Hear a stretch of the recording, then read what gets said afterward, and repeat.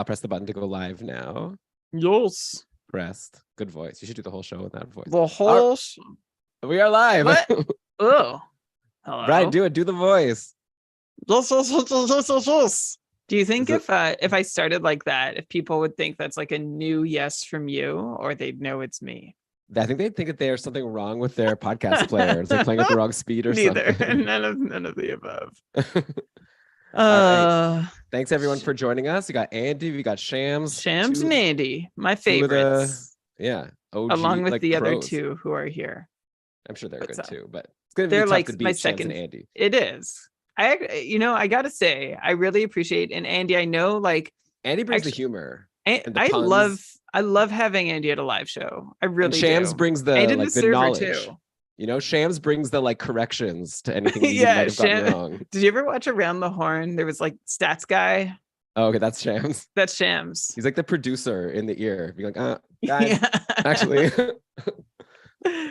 Happy New Year to you both specifically, but also to everybody who's watching. And to Andrea, what a crew. Of course. All right, Andrew's... let's knock this out. I got a bit of a tight deadline here. Not loving my hair tonight, but I guess. Oh. Okay. Good luck with that. Yeah. Yes, welcome everybody to another episode of the Keeping Karlsson Fantasy Hockey Podcast, the longest running fantasy hockey podcast in the whole world, hosted by two guys who are not going to rest on our laurels, even though we're on the top of our game, since we've seen what happened with Peter Kochetkov. He was doing great, and even he got benched, okay? I'm your host, Dylan Dubrovsky, and with me to get into 2023 by recapping everything that happened at the end of last year and making sure we're all on track for the second half, not even the second half, second 2/3 of the fantasy season. It's my very good friend, the fantasy hockey robot, the Poobah prognostication, the IPP MVP, the freaking genius of keeping Karlsson. It's Brian Combe. Hello, Elon. Hello, everyone. Aren't you nice to have someone to talk to? I listened to your solo, like you've been keeping the feed afloat single-handedly for the last week. Like a crazy person here, just talking to myself. We all really appreciate it. I want you to know, and I hope listeners, you've been enjoying. I'm very happy to be here, and hopefully a better co-host than nobody. Hopefully I'm ranked above just Elon and Brian versus.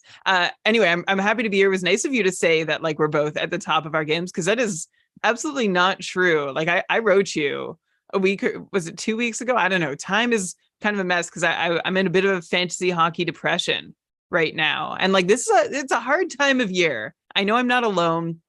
It's that moment where your team is not snapping out of that slide that you thought that they would just naturally snap out of, and as you know, things that happened a few weeks ago, you're like, okay, well, that'll even out. Well, other things are getting in the way and canceling out the even outs or whatever you expected to happen.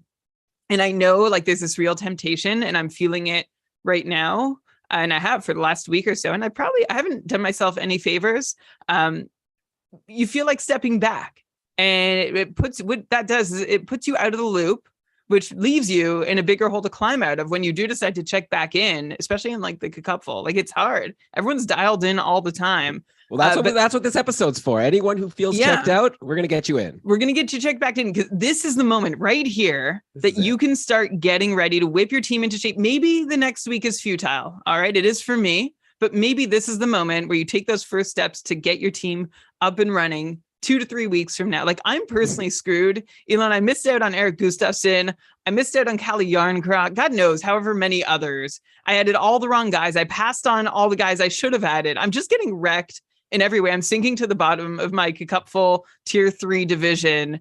But this is me getting back in the game here. Okay. So I invite you, listener. I'm sure you're already in the game. You've been listening to Elon talk to himself for like a week now. But hold on, come back in with me. Let's jump in and rescue our teams from the bottom of the standings. Let's do this. Yeah. There might be some people that are successful listening. Well, they're fine. They don't need a pep talk.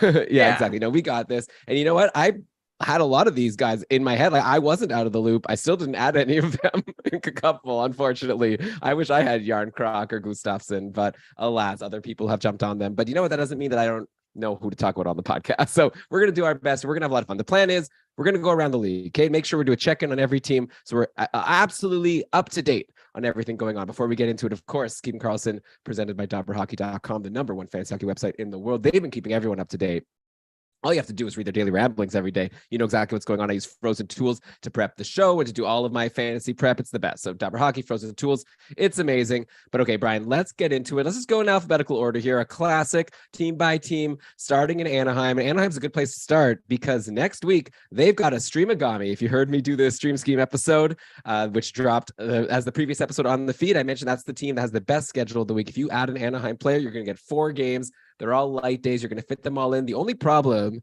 is that Anaheim's players don't score goals, which is, even if you get 1,000 games, if they only score 1,000 goals in 1,000 games, you're not going to get too many points, right? And they've only scored 5 goals total as a team in their last 3 games.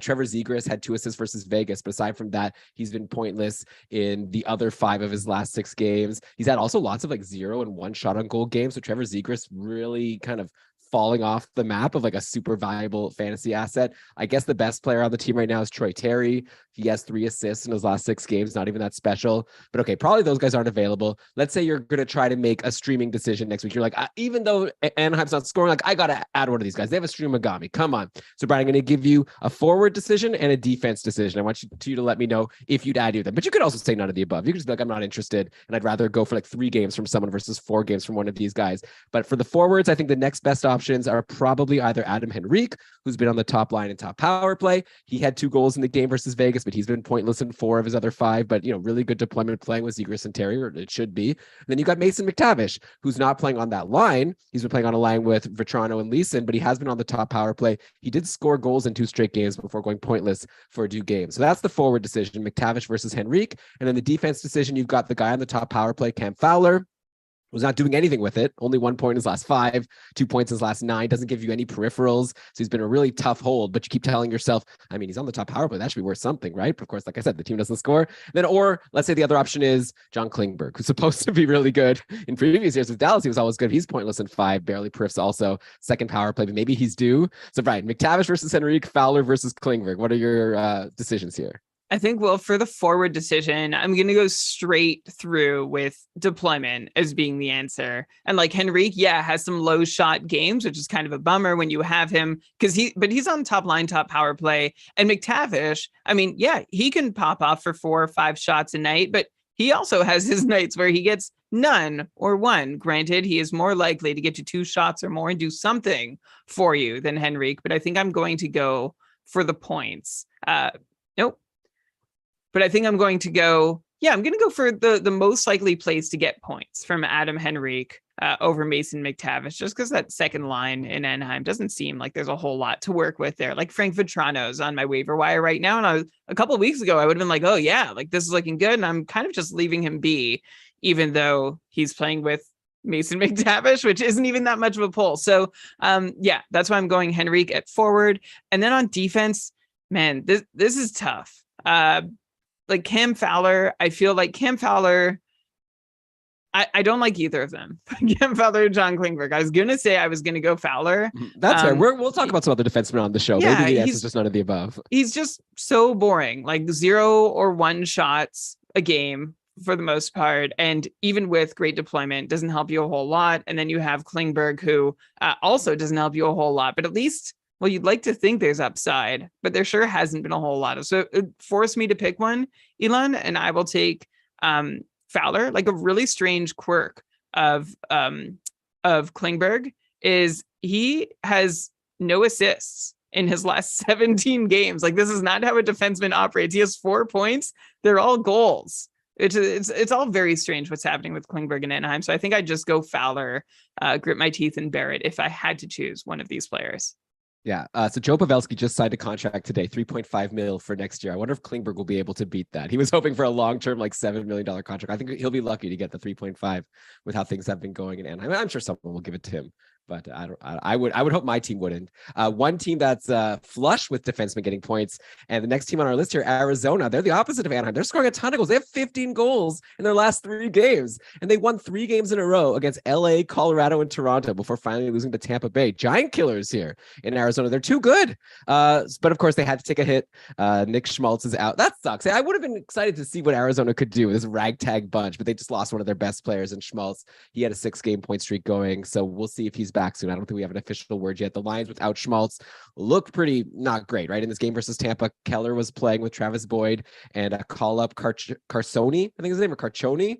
Carcone. Actually, no, I think I saw a highlight. Carcone, I think is what it is. And then Lawson Krause was playing on line with Bjugstad and McBain, which I think is the second line. Anyways, a top power play. Keller, Boyd, Ritchie, and then the true stars on the team, aside from Keller, Jacob Chikrin and Shane Gostisbehere. Man, this team is carried by their D for offense, which is, it's kind of like what the Sharks were supposed to be, right? With Burns and Karlsson. I just feel like most of the goals, it's Chikrin or Gostisbehere getting in on it. Gostisbehere now has 16 points in his last 18 games. Chikrin has 17 points in 19 games overall since coming back from his injury. They're just both amazing. And like everyone talks about Chikrin all the time, right? You search on Twitter for Chikrin, it's just people talk about who he's going to get traded for. No one's really talking about Gostisbehere, who's a UFA at the end of this year. I'm interested to know like what's going to happen with this guy. Like, I'm curious, like if he goes somewhere else, do we like expect him to be a stud like wherever he goes? Like, has he shown us that this is like a superstar player who, like could just go to some team and like really improve them and we're going to want him? Or is it just like he's in like an amazing situation right now and he's great, but like if he were to get traded, it's like forget about, which is weird to say, right? Because I know you're like laughing here because I'm talking about Arizona, but it's fit in so well. And he was so like blah in Philly in those last few years, but I just wonder if Philly misused him. Maybe he's actually a superstar and he's just now getting a chance to show it. So a lot of what you said is all super interesting, and I want to try and remember all of it. So first off, it's like, oh, is he just in a great situation in Arizona? And yeah, I did crack a smile there, because who would have thought that he'd be in a good situation in Arizona? But Shane Gostisbehere has been a part of a Coyotes team that has defied the odds now for 1.5 seasons. Arizona is shooting right around 10% at 5-on-5 for the second consecutive year, which is wild. Like, we wouldn't expect a team to be shooting that successfully unless they're really good. And Arizona is not. In fact, this is the second straight year that the Coyotes have been 31st in the league in expected goals rates, but top 5 in team shooting percentage at 5-on-5, which is usually like shooting percentage usually regresses unless you have some really top end talent. So I'm wondering if Andre Tourigny has cracked some kind of code that we're not seeing show up in the numbers that we haven't figured out yet, and how to measure expected goals. And we should be saying, oh yeah, Arizona's taking these really high quality chances and should be shooting 10% with weak personnel.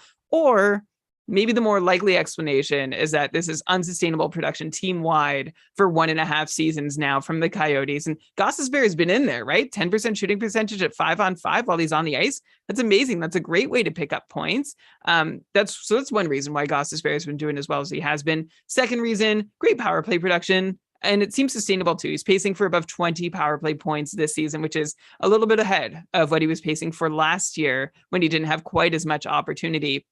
And then, Neil, the second point about Gostisbehere that you mentioned is like Philly, did Philly mishandle him? And we saw like his first 3 years in the league, Gostisbehere he debuted with a 59-point pace, followed that up with a 42-point pace, then a 67-point pace. And I don't know if you remember, that was enough to make me believe that Gostisbehere was going to be, something awesome and special and fantastic offensively in the league. But then the Flyers did something strange. They seem to actively suppress Gostisbehere's freedom to play the way he plays and his opportunity and thus value. Eventually, they paid for the Coyotes to take Gostisbehere off their hands. So he was this player that looked legit good, and then basically was told, don't play that way. And if you do, you're going to lose ice time. You're going to lose opportunity.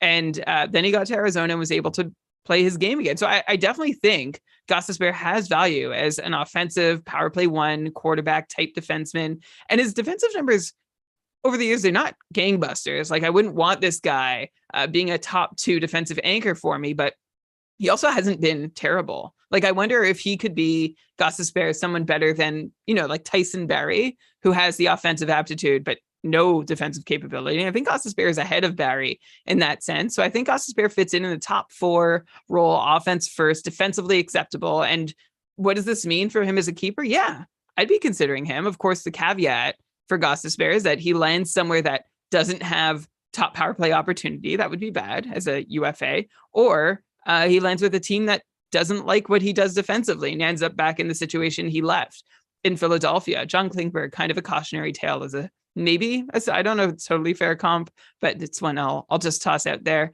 On the whole, tough to say for sure on Gostisbehere, because we're on year 2 of unsustainable percentages, which either means Gostisbehere deserves them or he's really lucky. It's hard to know which one, but we've seen Gostisbehere be good enough before that I wouldn't be surprised to see him take advantage of an opportunity. There's lots of unknown with him, some flags, but Elon, I'm glad you brought up the possibility that if you have Gostisbehere and you're in a keeper, he's in the conversation for whether or not you hold on to him next year. Of course, a lot depends on destination, but at least we're talking about it.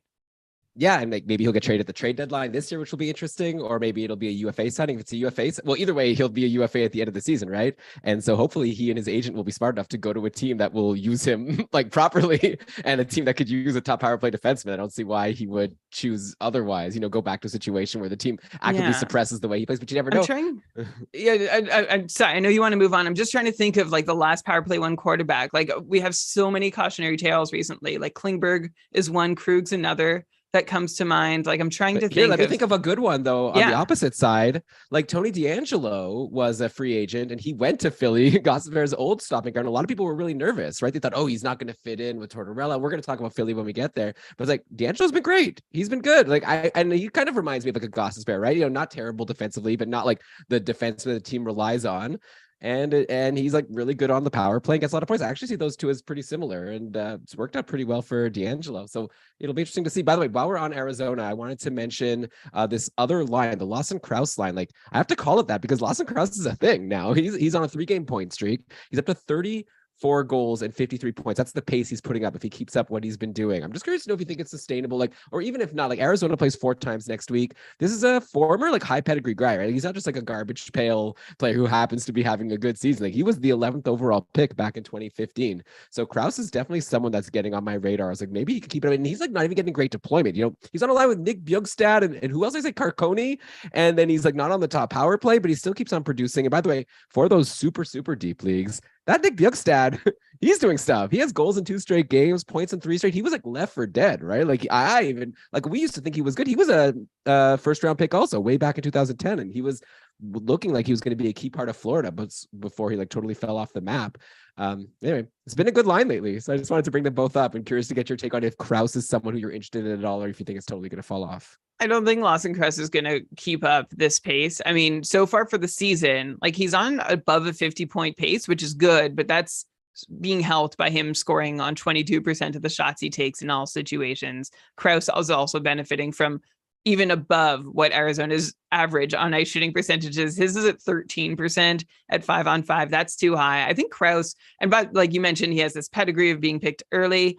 That was a controversial pick at the time to have Lawson Krause just outside the top 10. That was the draft where, Barzal, Kyle Connor, Thomas Chabot, and famously Shillington grouped in with Barzal and Connor went in the middle of the first round after Lawson Krause. I see Krause as being someone who could be like maybe a 50-point player, decent peripherals. Maybe he could do a little more elsewhere if he's like the third part of a line, like maybe I don't know if he could do like a Michael Bunting or Zach Hyman thing. I'm not sure.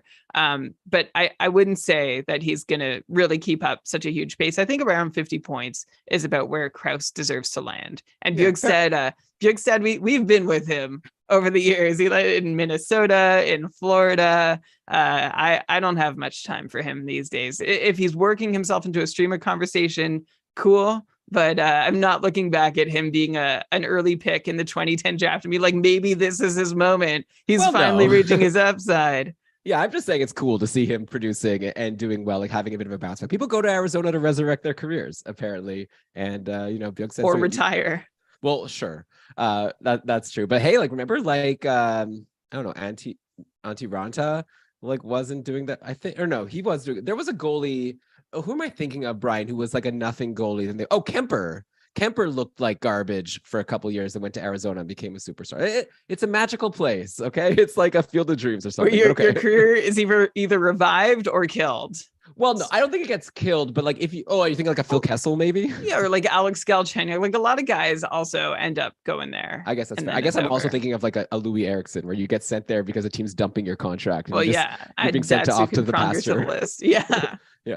Okay, let's go to Boston now. 2 teams down, 30 to go. So we talked before about Hampus Lindholm. I've had a bit of a regretful time, right? Because I think we said on a show that Hampus Lindholm was like a snoozer right before he totally took off. I tried to like get the short shifts guy to like, announce a correction for me. And then we put it, we did our best. So that no, because all of a sudden after we said it, Hampus Lindholm was put on the top power play instead of Charlie McAvoy. That like lasted for a couple of weeks. And Lindholm went on a great run. He had 7 points in 6 games, with 3 of them being on the power play before going pointless in Boston's last game. Meanwhile, on the flip side, right, McAvoy had a bad stretch, 1 assist in 5 games. Yesterday versus Buffalo, it looks like McAvoy got more power play time, but it was pretty close. Like, I don't know if that's like it. Like, now they've switched back. I'm going to be curious to see what Boston does in their next game. McAvoy did get an even strength assist to break out of a bit of a funk. I'm curious to know, Brian, like if you had Charlie McAvoy right now, like we've already established Lindholm, if you have him, you hold on for sure. If he's a free agency, somehow he won't be, right? But if he was, you'd want to grab him. If you have McAvoy, like how nervous are we? Like, is this another Hedman-Sergachev situation from earlier, which, if you follow that to its conclusion, it means you shouldn't be nervous because eventually everything will get back to normal. Hedman's been amazing lately, but McAvoy right now, kind of precarious. If he's off the top power play in Boston, like I'm obviously a lot less interested. For sure. I don't know, Elon. Like, I think if you ask a Hedman rosterer if they should have been nervous when Sergachev was, like, I think all's well that ends well, but at the same time, it was a really dicey moment. And I'm sure a lot of Hedman managers are like, maybe some seasons were decided based on that. So if you want to avoid having McAvoy, like maybe you're feeling a little antsy and you don't want him, and you find someone who doesn't really realize that McAvoy has been missing some power play time and you don't have to downgrade much to make the swap, you might want to make the swap. Like, I would be really nervous, Elon, if this trend continues of McAvoy off the top power play, because over half of McAvoy's production this year has come on the power play. 10 of his 19 points have been with the man advantage. So yeah, that makes me pretty nervous. McAvoy's 5-on-5 production has actually been pretty steady his whole career too. Like, when he wasn't relevant, he's basically doing the same thing as he is now. Since he's become relevant, the difference maker has just been the power play time in production. So I guess the only question here, Elon, and unfortunately this is a question we had a lot about the Tampa situation, is how likely is it that McAvoy keeps missing out on power play opportunities? I don't know. I can't find any info on this. Have you? Like, it's like an information vacuum, like it was with Hedman and Sergachev. And I know Boston, clearly, like, they don't have any reason to care who's getting the points on their top power play like fantasy managers do. So this is something to monitor, especially if you have McAvoy. And if you want to get out from under any like potential risk, yeah, I might look around and see if anyone is really confident in your league that McAvoy is going to be locked in as the top power play quarterback the rest of the way, and see what you can get back.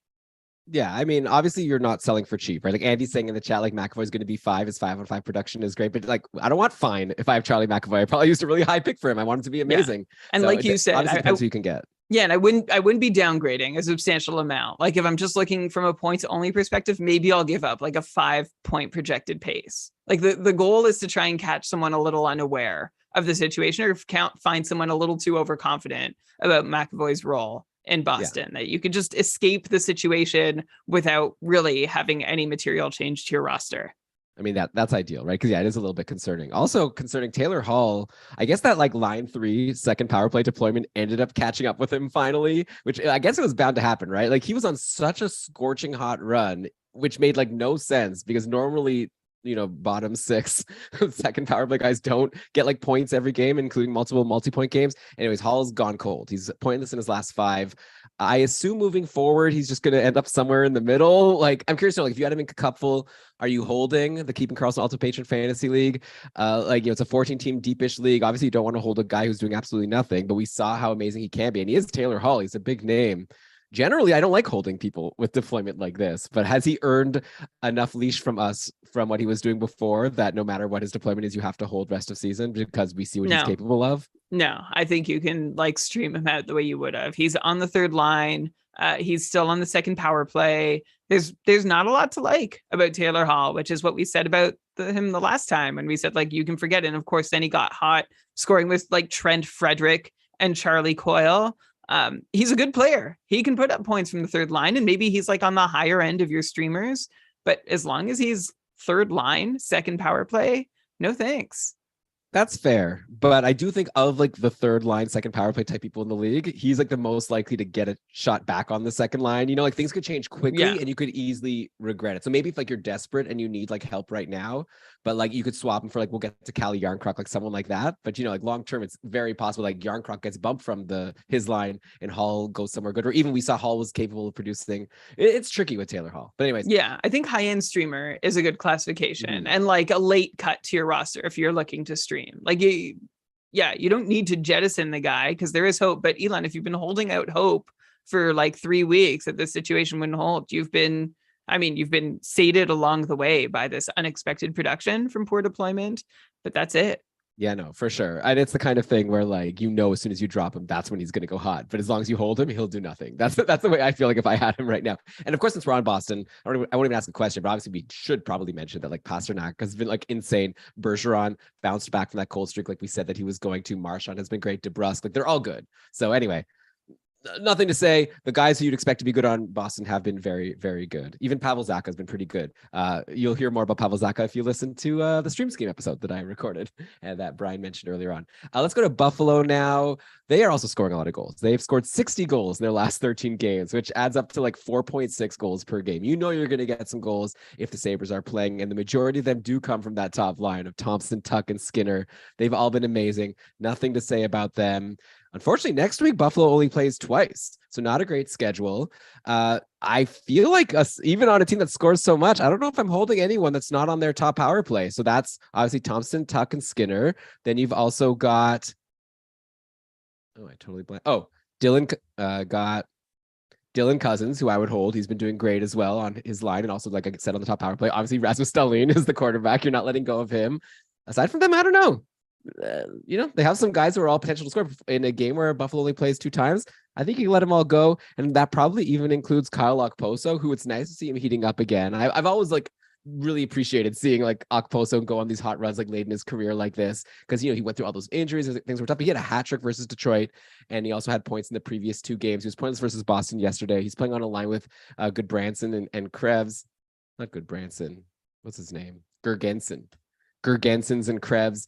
Anyway, yeah, I would drop him, but I just wanted to throw him out there. Brian, also another quick note on Buffalo is Eric Comrie was sent to Rochester for a conditioning stint, so he'll be back soon. It's going to be true. I don't know. How's the net going to shake out? UPL and Anderson have both been pretty solid. And Eric Comrie was so bad before he got sent down. So I'm really curious to see if maybe he'll get, or I should say sent down before he went down with injury. So yeah, I'm curious to see what's going to happen when everyone's healthy.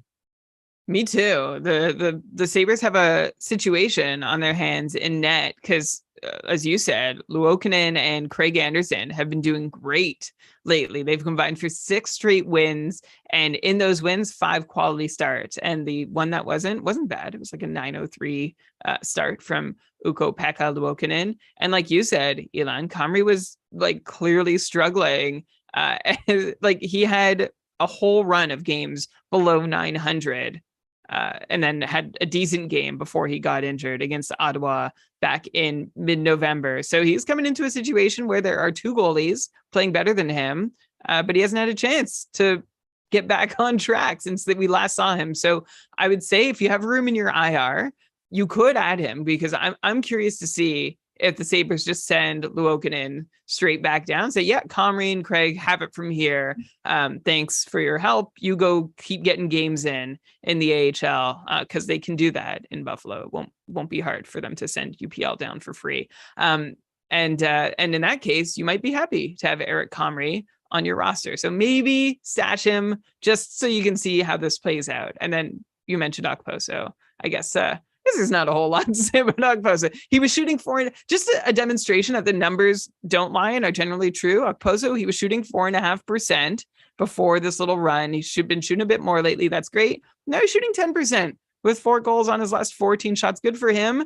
And now Okposo's on like the pretty unimpressive pace that we'd expect him to be. Like not so awful as it was before. So way to go, Kyle Okposo, to normalize your shooting percentage and still be not rosterable. Okay, cold water, Brian. Okay, Brian, moving forward, I'm going to mention a few other like bottom of the roster guys who are just doing something good. So sometimes we just got to like laud them a little bit. I'll blow past it. Sorry, Kyle Okposo, way to go. Great run you're on. 4 goals on 14 shots. That's amazing. If I had 1,400 shots, I wouldn't score 4 goals in the NHL. Yeah, I guess He's that's probably true. awesome. I mean, if you could take 1,400 shots in the NHL, that would be impressive on its own, right? I don't think I'd get to if I didn't score on any of them. Yeah, exactly. Okay, so let's go to Calgary now. They had a big 3-2 win over Vancouver yesterday to end the year on a high note. Their latest lines, they shake up these lines all the time. Obviously, this team is still trying to figure things out. So Huberdeau and Kadri are together. I still remember at the start of the year when like I would like kind of throw out there, I wonder if Huberdeau and Kadri will ever play together. Like, no, you dummy. It's going to be Lindholm centering Huberdeau. Of course, it's like, yeah, we should have all known that. Like, I guess like people always assume that, like, you know, whatever preseason lines are, they're just going to click and hold all season. But like now we learn in hindsight, it's a good lesson for us, I think, that, you know, in a new situation with all new players, don't just assume the lines from preseason are going to end up being the lines all season. So these will probably change as well. But Huberdeau, Kadri, and Lucic, a really good spot for Lucic playing with those two. And then Lindholm and Toffoli have been playing with Dylan Dubé. So yeah, great spot for Lucic. He's not doing anything with it. He's pointless in 4. Only 2 hits also in his last 2 games. Like the one thing he's supposed to be good for. So not fantasy relevant, even if he's on a good line.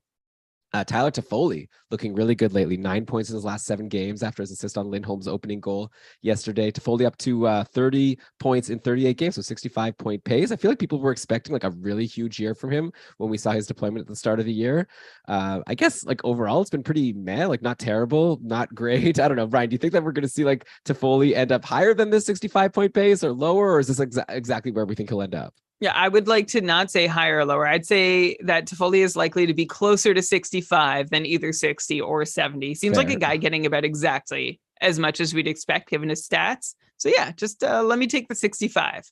Fair enough. Yeah. And then also let's mention Rasmus Andersson. His assist yesterday brought him to 7 points in his last 7 games. He's been like really good. He's pacing for 58 points this year, a career year for Rasmus Andersson. All of a sudden, he's got to be one of like the best contracts in the league, right? He's only making 4.5 mil for 3 more years after this one. It's kind of like a Jacob Chikrin-esque contract. Like everyone talks about how Chikrin's contract is so amazing for his production, only 4 million in a bit. Same with Rasmus Andersson, who's on a great point pace himself. So obviously he's not on the trade block, so there's not as much excitement around him. I just wanted to give a shout out to Rasmus A and the smart move by the Flames to lock him in at that cheap contract.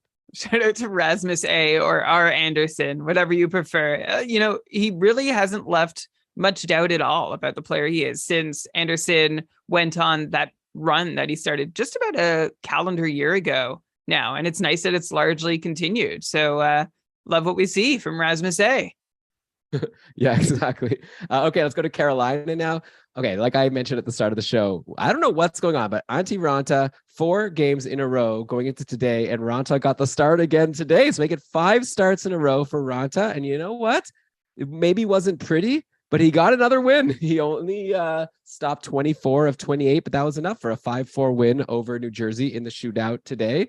So I guess Raanta hasn't given Carolina a reason to go back to Petr Kochetkov. And like everyone who has Kochetkov is like wondering what the hell happened here.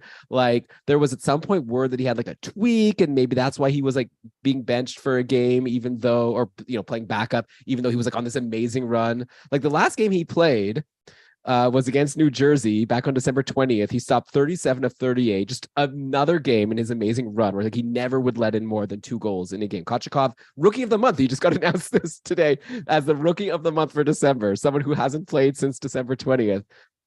So frustrating, right? If you have Kochetkov, it's like, and people have been asking us, like, should I drop him? And I kept on being like, I mean, probably not, because every time he plays, he's so good, and eventually he'll get back in. But now I'm starting to wonder if maybe it is time to just drop him. Like Frederik Andersen has been practicing, so he'll be back soon. Clearly, Carolina's just fine to play Raanta, so I don't think they're going to do anything crazy here. They're probably just going to send Kochetkov back to the minors, and it's nice to have him as an insurance policy. So yeah, Brian, I mean, you could hold him and hope that he gets the next game, but at this point, I'm starting to think like, of course, now that I say it, he is going to get the next game, like get a shutout.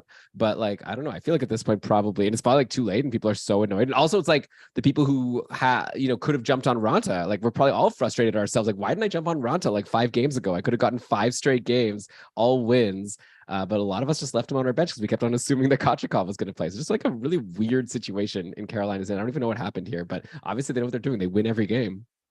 Yeah, and they clearly don't owe anyone an explanation for anything. Like, you know, you mentioned people keep asking what to do with Kochetkov. It's like, I don't know. We don't know that everyone should just start tagging the Canes, Rod Brindamore, the GM, like find every Twitter that you can related to the organizations. They're terrible at sharing information in Carolina. And the irony of all this, of course, is what's the likelihood that Antti Raanta would be the one that Carolina can decide that they can rely on to be healthy, and think about how much their goalie situation may be dangling by a thread if they are relying on Antti Raanta to stay healthy. I don't know if he's played this many consecutive games before without getting injured. It's a nice little run. But yeah, zero information from the Carolina Beats. So, a mini rant here. At least for the Carolina Beats, anyone covering the team, I wish they would at least ask and get a no comment. So like we could at least, okay, question's been asked and answered. It's not for lack of asking. The organization is not sharing the information. It's not out there waiting to be asked about. I would like that. You want someone to ask, like, why isn't Kochetkov playing? And then just get an answer. And then Carolina can, whoever they're asking, be like, yeah, no comment. We're making the best decision for the team. And like, then it's asked and answered. It's not like we're leaving something on the table here. I almost have like a theory. My theory would be like, they know that Anderson's going to come back and they're going to have to send Kochetkov down. And they know that if like Kochetkov had been in net playing all these games, it would be such an unpopular decision, right? So at least now they've shown their fans, look, we're going to win. We're going to win anyways. Now do you think that's really true? Like that they need to sort of like torpedo Kochetkov a bit just to placate the fan base? Yeah, just so that when they send him down, like people won't be so mad. Because now who could be mad now? If you're a Canes fan, you're like, yeah, send him down. Who cares? We're winning anyways. I love that theory. I love it. Okay.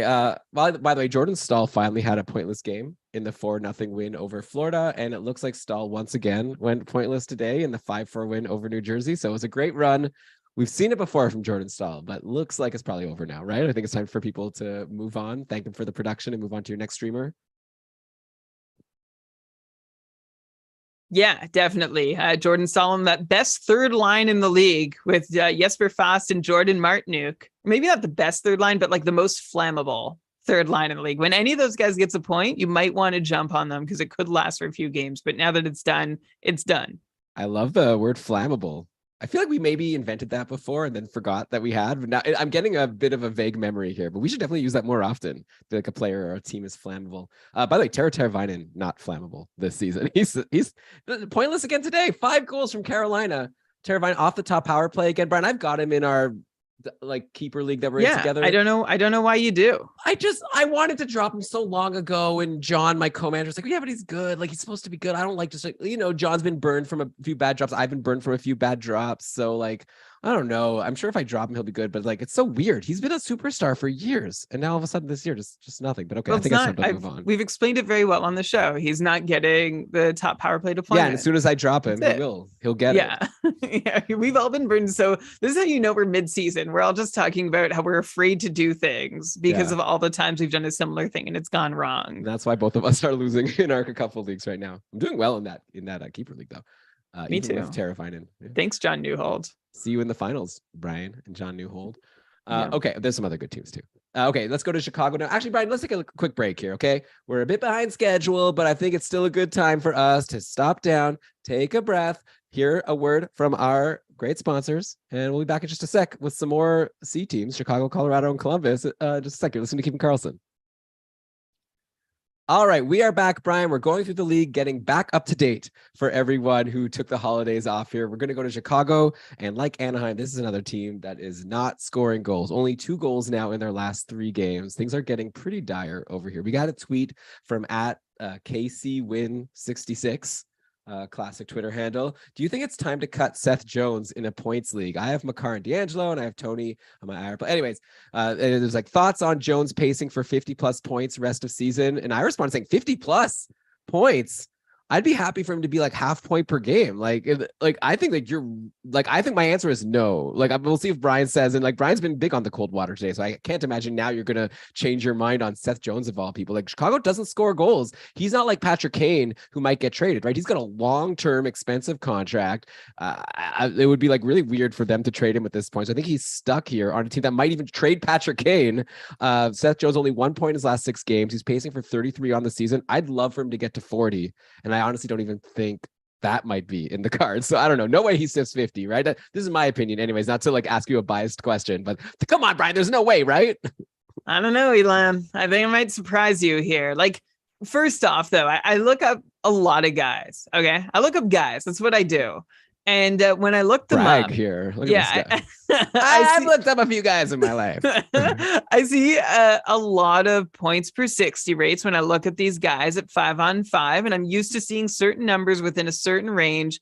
The one I'm seeing for Seth Jones right now, which is, I'll say it out loud, 0.4 points per 60 minutes at 5-on-5, which might not mean much to you, but with all the guys I've looked up, let me tell you, this has to be one of the worst points per 60 scoring rates I've ever seen. And that's including like all the jobbers we talk about, Elon, through the year who get hot, like just to sort of test my bias. Yet, like I went and looked up Dmitry Orlov. He's crushing Seth Jones at 5-on-5 points per 60 minutes. Like it's nice when you play on a team that scores goals. It really helps you. You have more points per 60. That definitely is helpful. At this rate, it's nice to be on a team with a player that's chasing the all-time goal scoring record. That usually helps you get some more points for 60. Even if you're, okay. So maybe I should have looked, and I could have looked up anyone else, Elon. I wouldn't have found.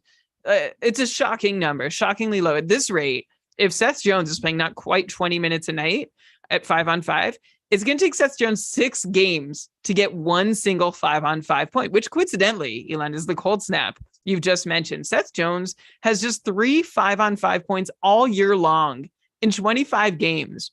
He has a goal and 2 assists, both secondary assists, by the way. So he has not set up a goal yet, which might, I don't know, back up your theory. So what's going on here? Like you need to multiply his current 5-on-5 rates for scoring by 2.5 times to get to his 5-on-5 production last year on a Chicago team that was better than this.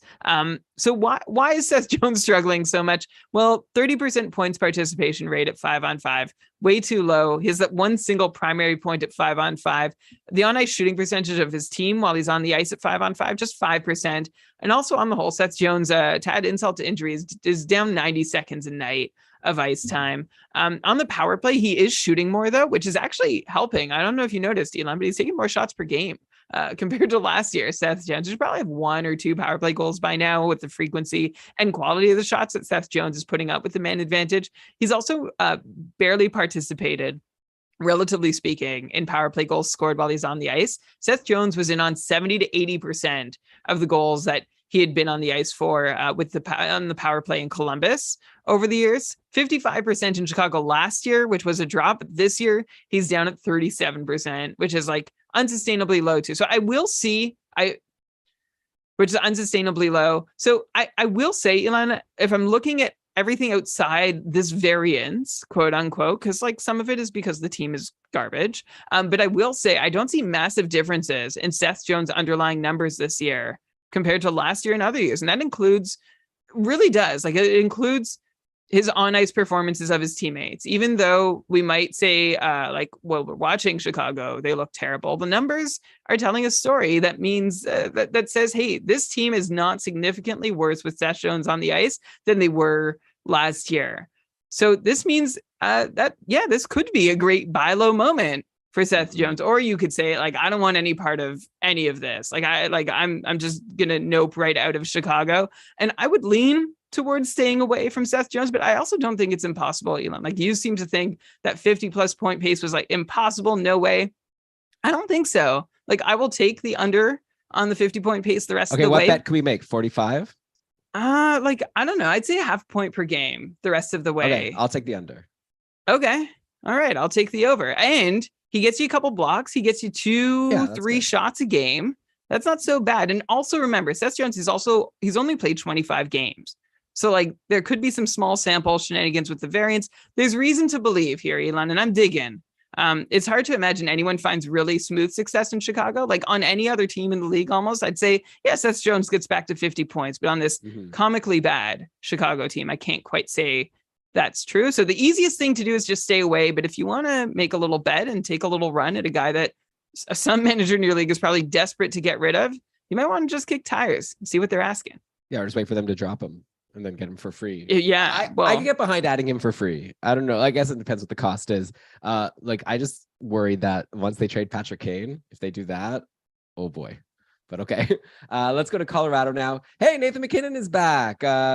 but not such a fun return, unfortunately. Pointless in the 6-2 loss to the Leafs. So I guess Colorado will have to wait for the next game to really celebrate the Nathan MacKinnon return. Maybe he went back on a line with Rantanen and Arturi Lehkonen, which left Comfer to play on a line with Erod and Logan O'Connor because Valerie Nichushkin is injured again. He re-injured his surgically repaired ankle, and there's no timeline. That does not sound good to me. Like, I don't know what's going to happen here, but I wouldn't be banking on Nichushkin coming back anytime soon, which means, okay, so then that means these lines maybe are going to stick or some combination of them. The top power play in that game versus Toronto, MacKinnon, Rantanen, Lehkonen, Comfer, and Makar. Arturi Lehkonen is cold again, even though he's playing with Rantanen and MacKinnon at even strength and on the power play. He's pointless in 3 games, only 2 points in his last 7 games. And Brian, I'm assuming we're not going to make the mistake of saying you can drop Lehkonen again, right? Like, I feel like I've been burned once, and I'm just going to assume he's going to get back to producing, considering his line mates, right? Yeah, well, I mean, this is a case study of the problem that we are having, which is we both dropped Lehkonen at a really what seemed like an opportune moment and wasn't. So no, I'm not dropping him now, especially with the likelihood that Nichushkin is out for another little while, and that buys Lehkonen some time and good deployment. Yeah, and then we should mention JT Compher had a goal and an assist versus Toronto, got in on both of those goals. They were able to get past the Leafs.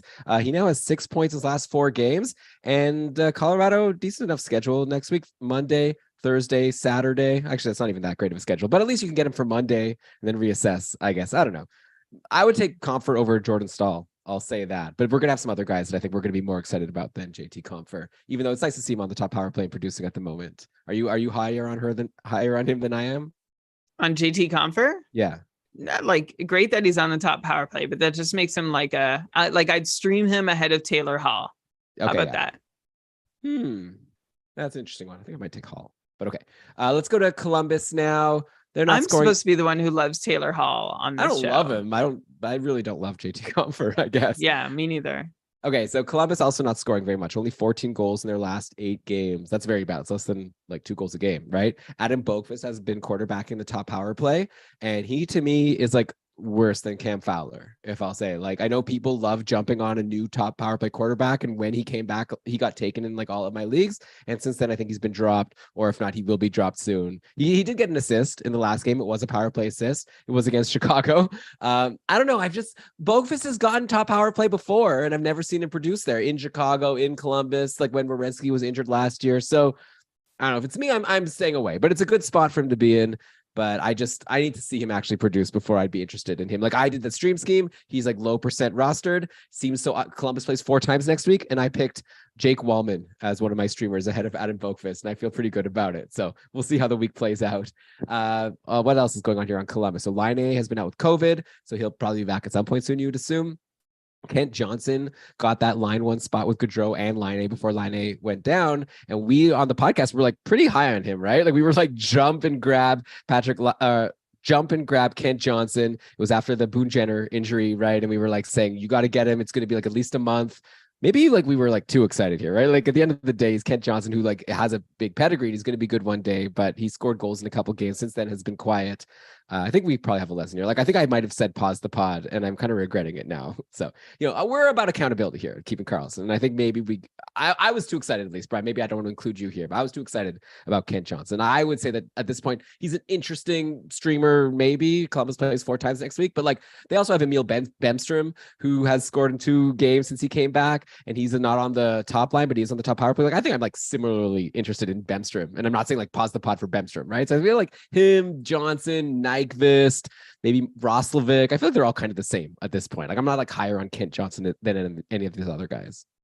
Agree. Neither am I. And Boqvist too. Like, I agree with you, Elon. I'm low on Boqvist. He's had these opportunities before. He's already burned through one team in Chicago. Now he's in Columbus, and as part of the Seth Jones trade, of course, interestingly enough. And like, so few peripherals from Boqvist too, and such random production. He rarely gets hot.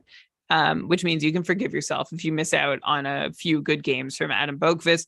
Kent Johnson, Elon, yeah, like, unfortunately, the last couple games, he's only seen 14 or 15 minutes of ice time, second power play type deployment. I think you were a little too excited, but I wouldn't worry too much about it. Like, I wouldn't want missing him to be a lesson to not take a shot like that again. Like, Kent Johnson was worth a look at the moment. It didn't work out this happens. But I like what you're saying about Emil Bemstrom. I love to see 9 shots in 2 games from Bemstrom, top power play, 2 goals in the last 2 games, including 1 on the power play. So it's like, yeah, he could potentially keep scoring that way if he keeps taking 4.5 shots per game on average. I'd say Bemstrom is probably my top Columbus streamer until he isn't. Like, this has happened before. We've seen Ken Johnson like trajectories from Emil Bemstrom too, but he is the flavor of the week in Columbus. Yeah, and I should mention, by the way, like a nice Nyquist and Roslovic each have 5 points in their last 5 games. You could probably like take your shot on one of these people, and obviously you'll want to check and see what the lines are when line A comes back. But at the end of the day, it's Columbus, so like I said, they don't score that many goals. So if you do stream a Columbus player, it's also possible you'll just get goose eggs and you'll wish you had gone to another team. By the way, I should mention their goalie Korpisalo. Brian, I know that you're always holding a candle to Merzlikins here, but Korpisalo's having a good season and he's clearly the starter. Like, he's getting all the starts lately, at least, even though Merzlikins is healthy. We're up to 15 games now for Korpisalo, and he has a 912 save percentage. So obviously this is not a high end option in fantasy, but if you need a starting goalie that's less than 10% rostered, Korpisalo's been pretty good. Like, I'm not so afraid of grabbing him for a game, to be honest, and maybe holding on if you need a couple games in a week. All right, well, here's the cold water that I put away for Seth Jones. Korpisalo, yeah, just 4 goals allowed over his last 3 appearances, which is like 2.5 games. He played Chicago twice in that stretch and the Islanders for the other game, but doesn't matter. 951 over these last 2.5 games for Korpisalo, has picked up 1 win with that 951 save percentage. And that's lifted him, Elon. Like you said, now he's a 912 goalie. Well, he was a 903 before that. 905 is league average right now. So it's not to say he's been like awful, but to be clear, I'm not saying I think Korpisalo is going to be like above average, but I think he might be like decently average. I don't know. I'd be really worried about that. My feelings on Korpisalo really haven't changed a whole lot since we last spoke, and his schedule is like busy nights only till Sunday. Keep in mind. I don't know. Like, I feel like, Elon, you want Korpisalo to happen. I'm just still not seeing it. And being good is one thing, or being average even is one thing, but being average on Columbus is another. Like, that's not a good place to just be average. So if you're checking out Korpisalo, check him out at your own risk. Okay, fair enough. No, I agree with what you're saying, but I'm making people need to know what goalies that might be in their free agency are playing games and doing well lately. You're right. Korpisalo is one of them, and at least you could at least acknowledge that like Elvis Merzlikins is not better at this point anyways. We haven't seen any reason to expect him to do any better than Korpisalo has been doing. Right. We see 4 games coming up for Columbus. It's likely that Korpisalo sees at least 2 starts of those, which makes him worth rostering to anybody really seeking out goalie starts. So thank you, Elon, for bringing him up. I'll even guess that he'll get 3 of those starts. But okay, Dallas, everything's the same in Dallas, like always, right? Like, there's no new news. Like, the whole point of this episode is to get people up to speed on what's been going on. It's the same. Okay. The top line is very good. Some other people, sometimes Tyler Seguin sometimes does things, sometimes doesn't. Heiskanen's good. I don't know. That's it. Okay. Wyatt Johnston right now has 4 goals in his last 6 games. I think Dallas got a steal, getting him a 23rd overall in 2021. Looks like he's going to be really good. But, whatever. In a 1-year league, I don't know if he's going to keep that up. So I think that's it for Dallas. Let's go to Detroit now.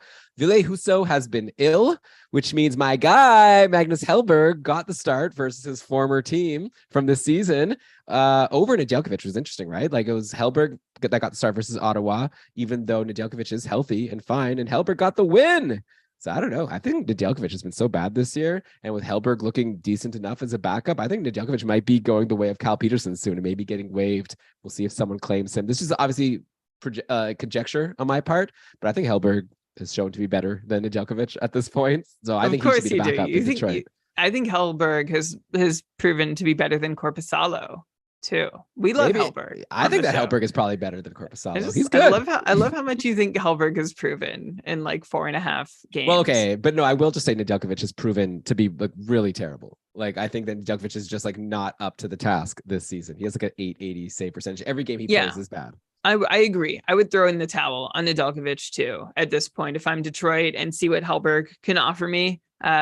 Yeah, it's unfortunate. We were wondering if maybe he could push Husso a bit, but of course Husso's been, overall pretty good. So there hasn't been much opportunity for Nedeljkovic, and the little one that he's had, like they seem to have wanted him to play 1 every 3 games. He's blown it pretty much every single time. So, so long, seen a little while, Alex Nedeljkovic. Maybe you'll be better next time. Yeah. And yeah, I'm happy for Hellberg. Well, I'd like to see him get a few games this Me year. too. I love he's such an easy guy to root for. If you've read one article or listened to one thing or watched one thing on Hellberg, you love the guy. He's great. Yeah, and cool pads. But okay, the real star in name. Detroit lately, Magnus and Hellberg. Is that the name, best name in the league? pads, he's got it all. Okay, the big guy here. Here's maybe a pause the pod guy. You tell me, Brian, but I brought him up. I'm like spoiling. You should stop this podcast and go listen to the stream scheme that I did. Okay, it's in your feed right now. It's like, what is it, 20 minutes long, 25 minutes if you skip the ads. So just go check that out and come back because I'm going to spoil it. Okay, one of my streamers, Michael Rasmussen. I feel it was easy. Doing stream scheme was actually easy. Like I know Dave, like does a lot of hard work and he is really successful. But sometimes I think like Dave, you're going like deep. You're grabbing like Lars Eller types. Sometimes you just got to pick the guy on the hot streak that's on the top line. I guess you usually do when they do come up. But man, Michael Rasmussen continues to produce big time. I'm just joshing with Dave, by the way. Big top line, top power play, Larkin, Perron, both at even strength and on the power play. Rasmussen had a goal versus Ottawa, bringing him to 7 points his last 5 games, including 4 points versus Tampa in that one amazing game. Of course, like things might change soon in Detroit, like Bertuzzi and Verana both should be back soon. Brian, do you think Rasmussen has done enough to hold his roster spot? Like, could you, I mean, whatever, you don't even have to really know. Like it's in terms of fantasy advice, it's like grab Rasmussen and hold him for as long as he's in this spot. But yes. I do wonder if like it's possible that he holds the spot. Like he's doing well with, Larkin and Perron, and then they could put Bertuzzi and Verana on another line with Andrew Kopp or whatever, or obviously Lucas Raymond. Like they'll figure it out. Why bump someone who's producing? That's my feeling exactly. And yeah, he scored 3 times on 13 shots. Normally I'd be like, be careful, but 13 shots over 4 games, including like he had 10 shots over 2 games, which was really exciting. I think that I agree with you, Elon. Like go get him and see what happens. Is there an opportunity to hold on? I think there are certainly enough line combinations possible for Detroit to leave Rasmussen there while finding spots for Vrana and Bertuzzi alongside Pius Suter, Andrew Kopp, Joe Veleno. There's other places to put those guys if Rasmussen is working out on the top line with Dylan Larkin and David Perron, who also wasn't necessarily supposed to be on the top line. But why break up a good thing? I have Michael Rasmussen on my roster. It's one good decision I've made over the last couple of weeks, and I'm going to hang on to find out. Yeah, good one. Okay, so what are you complaining about? I don't have any of these guys. I made a lot of other really poor choices. Okay, fair enough. So since we're on, I've got a lot of other things I want to talk about at Detroit. First of all, there's a rookie, Elmer Soderblom, who's looking really good lately from his line with Kubalik and Veleno. By the way, Rasmussen is like the Kubalik of like a month ago, right? Like where we were so excited about. And it wasn't bad advice to grab Kubalik. People had a good time. Hopefully you moved on when you realized it was time. Or he scored. I think he got a point in his last game. Anyways, Soderblom now is someone who's kind of exciting, right? So if you're in a super deep league, Soderblom had a goal versus Ottawa, has 6 points in his last 6 games. He's got low time on ice, but he's producing. If he keeps on getting only 10 minutes a game, I'm not going to expect Soderblom to keep this up, but it could always be one of these situations where he's a rookie and he's doing well. So usually a coach will reward a rookie by improving his deployment. Of course, we just talked about how Detroit's already getting kind of crowded with Bertuzzi and Verana coming back. So I'm not sure if my advice is to jump on Soderblom, but definitely someone you should have on your radar. Then on defense, Moritz Seider, pointless in 8. Philip Hronek, only 2 points the last 10 games. Oh no, Brian, this is not working out well. Like Seider especially was drafted so high in leagues. He's just nothing right now. The D who's doing something, I mentioned him earlier, is Jake Wallman. He has 2 points in his last 3 games with lots of shots and lots of blocks. He even saw some power play time for the first time this year in that game versus Ottawa. So I guess I have a 2-part question for you, Brian. First of all, are Seider and Hronek becoming snoozers in your eyes? If you have them in your leagues, are you getting to a point now where you're thinking of moving them out for another guy who plays, like Cam Fowler's out there, he plays 4 times next week? Can you get to a point now where you're just going to swap out Seider for someone and expect to just keep streaming that spot? Or are you still expecting him to bounce back to somewhat close to what he did last year? Then my second question is, who TF is Jake Wallman? And are you buying into this recent surge at all? Because I'm really liking his time on ice and peripherals. Okay. Yeah. Great questions about, I guess I'll start with Moritz Seider, who has been on a really unfortunate run lately. Over his last 8 games, the first 4 he was not on the ice for a goal scored. And then the second group of 4 games, Seider was on the ice for 9 goals and scored 0 points on them. So that's a combination of poor shooting percent, bad on ice shooting percentage while Seider's on the ice, plus low points participation, both which are unsustainably poor. Don't worry about it. Filip Hronek, similar story, by the way. He's been on the ice for 13 goals during his goal stretch, and he's only picked up 2 points on them when you'd expect him to be in on, nearly half of those goals. So, and his numbers would look much better. So things are okay. Honestly, both low points participation for Seider and Hronek, low scoring by teammates, they'll be fine. Jake Wallman, yeah. Who TF is he? Okay. He's 26 years old. He turns 27 in February. He's been seeing more minutes since early December. He went from like a bottom pairing guy to top 4 and even top 2 type minutes some nights, although I think the top 2 type minutes are really just appearing because he takes on big penalty kill duties, which I think help with Wallman picking up blocks. The shots coming are nice too. Wallman was drafted in 2014, 3rd round, 82nd overall by the St. Louis Blues. Even though he was only drafted in 2014, or he was already drafted way back 8 years ago, just 76 career games to Wallman's name since semi-breaking into the league. Only like 3 years ago was like the first extended look he got in the NHL, and even then it wasn't that extended. So this is Wallman's 2nd year out of the St. Louis organization. He played 19 games with Detroit last year. He's never really appeared offensive since becoming like a pro hockey player. Until now. So some offensive production in college, but not a ton even then. So yeah, until now. So we'll see what the future holds for Jake Wallman, but give me Moritz Seider or Filip Hronek instead above him, please. Okay, fair enough. Okay, next up, let's go to Edmonton. We had a question from There's No G on Twitter. Is Nurse in danger of becoming a snoozer? Been pretty brutal. Oh no. Been pretty average in periffs, a little below average in points, and has had a brutal actual season with costly turnovers and defensive lapses. Should I get out while I can? So this was asked back on Christmas Day, actually. And if I look at the stuff that's happened since then, he had a nice 1-goal, 1-assist game versus Seattle recently. Aside from that, Nurse has been pointless in 4 of his last 5 games. He had 6 hits in Edmonton's last game versus Winnipeg, which was nice. But that was actually his first game with more than 2 hits in like a couple weeks. Like he even had a bunch of 0-hit games at the start of December, which was very weird for Darnell Nurse, because the whole point of him is he's supposed to be this like reliable, like half point per game guy, but amazing peripherals, lots of shots that makes up for it. He ends up being like a guy who you can draft pretty high and you're going to get pretty solid points from him in a league like the Cupful, where we give points for shots and points for blocks along with the points. Is Nurse starting to lose some of his luster to you, Brian, as this like reliable half point per guy with big periffs? Or do you think that this is just like a bit of a, he hasn't been terrible this year, right? I'm just wondering, like, what's your vibe currently on Nurse? Like, I always thought of him as like him and Jacob Trouba as like these like weird guys who people take high in the draft, and it makes sense because their average points per game are high, even though they get like 30 to 40 points as their pace. And Nurse usually paced for more than 40. This year we're looking at around 40 again. No power play time, but Edmonton does score a lot of goals. I don't know. What's your vibe on Nurse right now? My vibe is it actually reminds me a lot of the last time we talked about Nurse, which I think was when Shams was like, can you guys like, what's up with Nurse? And we both looked and were like, I don't know. Seems like he's doing about what we'd expect. And like, it was just because he was in a bit of a cold stretch. And I see that Nurse is hitting less, and that's a bummer. Because like you said, Elon, that's what we expect from Darnell Nurse. We want those hits to come. We want that solid peripheral floor, and it's just not quite there. He's also on the ice just a little less this year than last year, which I think is probably just taking his total shot counts down just a smidge. Not enough to really notice on a night by night basis or a week by week basis. I think, he's on a 43-point pace. Like you said, half point per game is what we'd expect. So that's reasonable.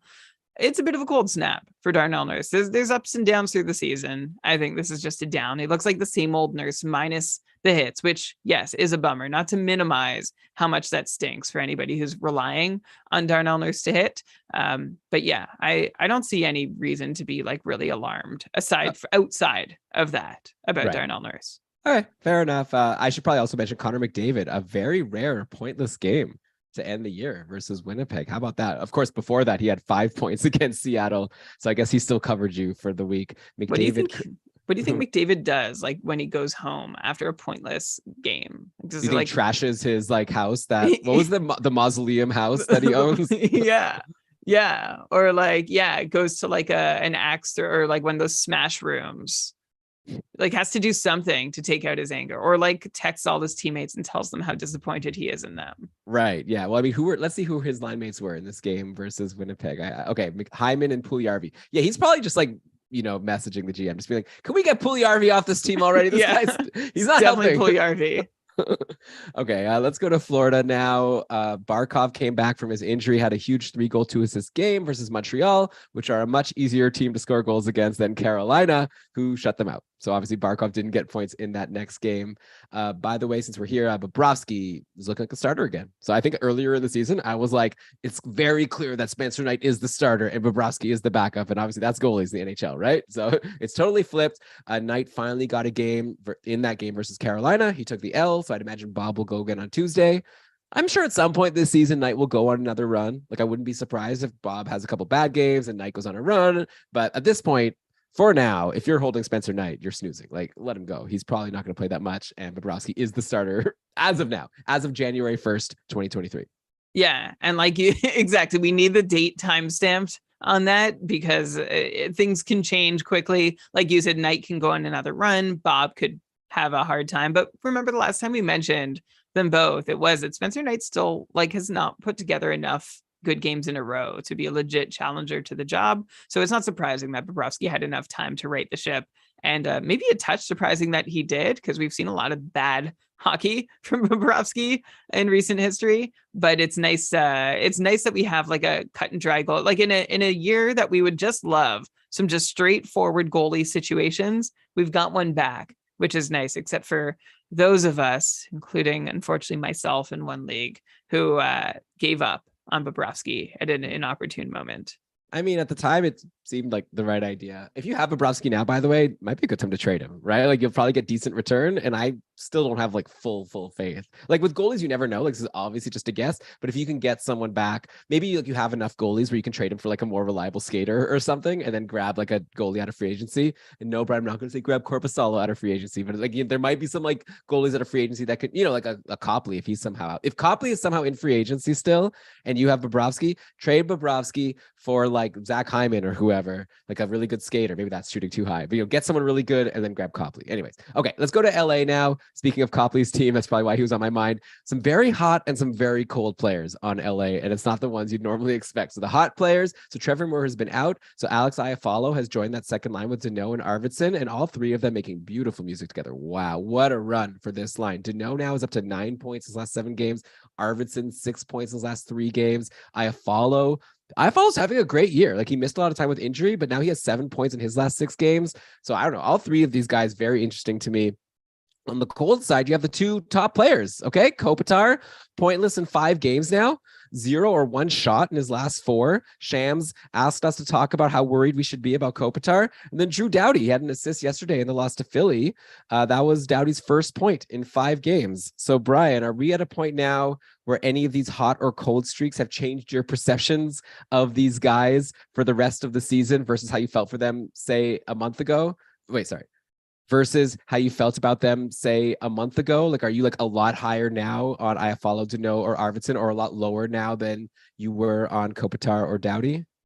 It's a little nice to see Arvidsson doing something, because he'd gone cold for quite a while. But that line, when it rolls, Danault, Arvidsson, and Iafallo stepping in for more, you want them. So go get them. It's nice to see Iafallo can produce, be a productive member of that line as well. But overall, my overall take on those guys hasn't changed. On Kopitar, this is another cold snap, like just like we saw earlier in the year.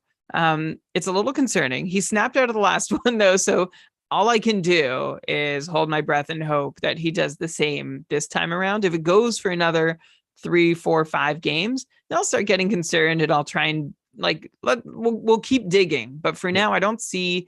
There's not enough to say it's like, tricky. Oh yeah, it's over. I get what you're saying, but of course, if you like wait that time and he stays cold, then you can't trade him. Then you're in trouble. So it's kind of like now's your time. Yeah, you have to trade. Well, it's like the McAvoy situation, right? Like you can, but you're selling low on Kopitar already, so you'd basically be like waiting until he's unsellable instead of selling low. So you're like, okay, do I want to cut my losses now and take a bit of a hit, or maybe you can package him into a trade that you can find a win for you in.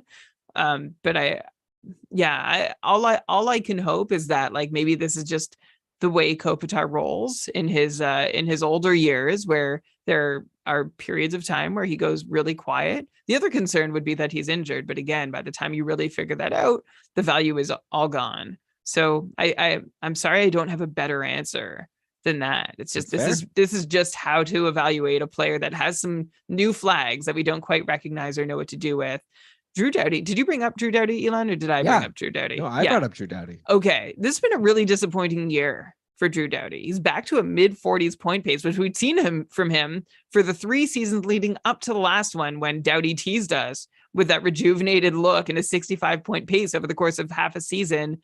Basically, the whole loss of Doughty's production is at 5-on-5. His power play is still good, but his shot rates, they haven't kept up since the big season Doughty had last year. And the on-ice look for Doughty has been a little less offensive for what his teammates are doing. He hasn't been participating in as much of the scoring as we'd expect him to, so there's room for him to grow. And Doughty still hasn't scored a goal at 5-on-5 this year, even though he probably should have had a couple by now in the 43 shots he's taken at 5-on-5. So there's room for Doughty to grow here, but I don't think it's going to be that big 60-plus point season that we hoped. I would still maybe kick tires though and see if I could buy low. Yeah, I was going to try and like throw in some kind of Seth Jones comment in there, but like I'd much prefer Drew Doughty to Seth Jones.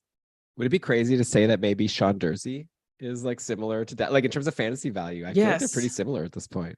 Yeah, I disagree. You hate Sean Durzi. I don't hate Sean Durzi. Is Sean Durzi on the top power play with Drew Doughty? No.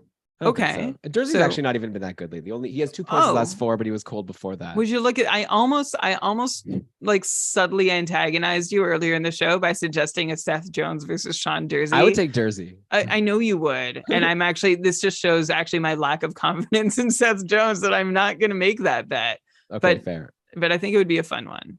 I'm sure you're right about Seth Jones. Like the more that I'm being like so strongly opinionated about him not being valuable just means that he's probably going to be really good. So I could look dumb. That's how the world works. Like you're really into like the cosmic order of the universe working against you. And that's the theme of this episode. It's been a weird season. Okay. But a weird season. I should say, by the way, since I did bring up Copley, 6 straight wins now.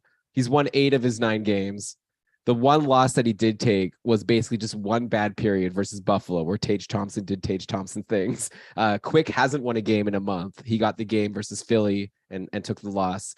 So I don't know. We're still getting questions sometimes about like people listing their available goalies and should. But anyways, Copley should be rostered in every league. Andy wrote in the chat here, you're in a clown league if Copley is still out there. So we don't need to discuss him any further. And in fact, Brian, let's not discuss anything any further on this episode of Keeping Karlsson. I was just, I don't. One more thing. I'm sorry. I just want to say, like, Cal Peterson's got to be shaking his head, right? Like, this was supposed to be him in the AHL. I just want to let you know, with the Ontario Reign, Peterson has a .917 save percentage, 4-4-0 record. So, like, I think when Copley falters, if Copley falters, it probably will at some point, then Peterson might have another shot. But in the meantime, yeah, the door is not quite as open for his return as he might have thought when he went down. Yeah, I mean, the way I kind of see at this point, I feel like Phoenix Copley is like sticking around. Like he'd have to really falter, right? To like fall. Like he's been so amazing. He's turned the King season around. That would be like so rude of them to be like he has one bad game. Like, okay, back to the minors. I don't know. So we'll see what happens. But I think probably this is just good news for LA in terms of like next year, right? Like Jonathan Quick's contract will finally be done. I think finally after this year. I think Copley might be a free agent though. So I don't know even what's going to happen, but I feel like it's great that Cal Peterson is looking good. And I think that's great for him next year because it doesn't seem like they have room for him this year with what Copley's been doing. But what do I know, right? Trying to predict goalies. Brian, okay. Like I said, we're done, but only with part 1. Okay. We still got a lot of teams to get through from Minnesota all the way to Winnipeg. And we're gonna get to them all in the second half of this mega episode. So I hope you're enjoying the show. Check your feed. You probably already have part 2 available to you. If not, that means you're not properly subscribed. I don't know if you're aware of podcasts. I know someone once made fun of me for like trying to explain how podcasts work to people listening to a podcast, but there are some people who are just like, oh, I'll just click on this on Spotify. Like there's a whole thing where you could subscribe to a podcast and then you get the episodes like automatically. It's actually also really good for us. Like, I don't know if you like want to help like maybe you don't, right? You're like, you get yours, you don't need to help us, but if you want to help us, these downloads actually we appreciate. Like obviously the main thing is like if you could become a patron of Keeping Karlsson, that's amazing. KeepingKarlsson.com/patron. We try to give a lot to our patrons to make up for the $5 a month you throw at us, but if you don't want to do that, or even if you do want to do that, give us the DLs. Okay, so subscribe to the show, download every episode, and we're going to make it worth your while with good content, hopefully, including part 2 coming up in just a sec. So yeah, enjoy part 2, which will come soon. I don't know why I'm taking so long to end this thing. Bye. Okay. Yes, welcome everybody to the second half of the January 1st, 2023 rendition of the Keeping Karlsson Fantasy Hockey Podcast. It's a new year, and with that, we're going to take a new perspective on how to be successful in your fantasy leagues. We've been going through half of the teams in the league with myself, Elon Dubrowski, and my very good friend and my co-host, Brian Com. We just went through LA, which means we're on to M, and we're super excited to go through all the fantasy relevant news and notes from all the M teams down to W. Brian, how are you doing halfway through this mega episode?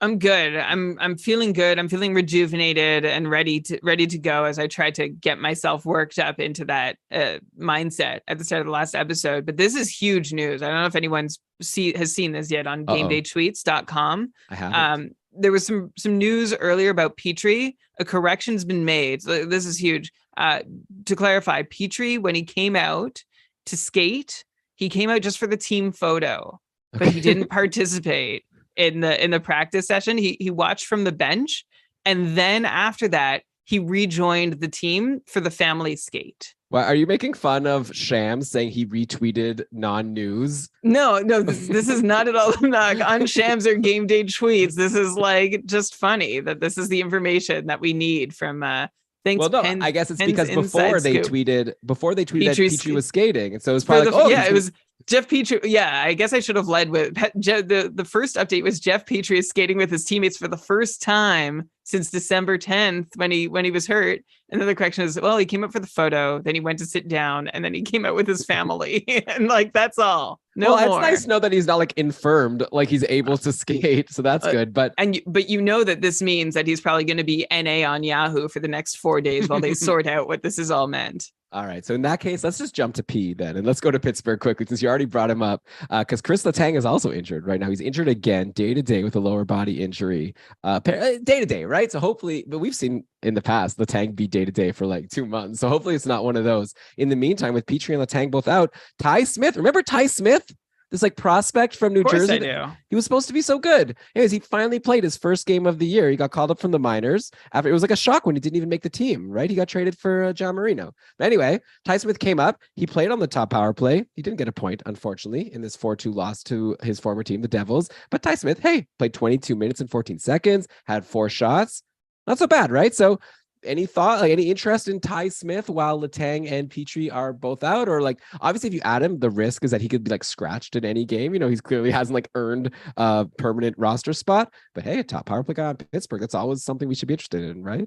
Yeah. And well, there was even comments that like he might not even make it into the lineup if Mark Friedman was healthy enough to play, or like some other guy who we barely know is like, oh, well, he might. And then Ty Smith gets into the game, plays like 10 minutes on the top power play. Oh, okay. So I would love to see another game. I'm thinking of a spec ad on Ty Smith. I have Letang on my IR. I have Petrie on my IR. I might as well keep collecting the set and add Ty Smith. Of course, the downside is I burn a move and he is scratched. Like the downside for Ty Smith is huge, but it's really interesting that he barely snuck into the lineup. But when he did, they're like, yeah, he could be the best guy to run our power play. And he seemed to hold the job through the game.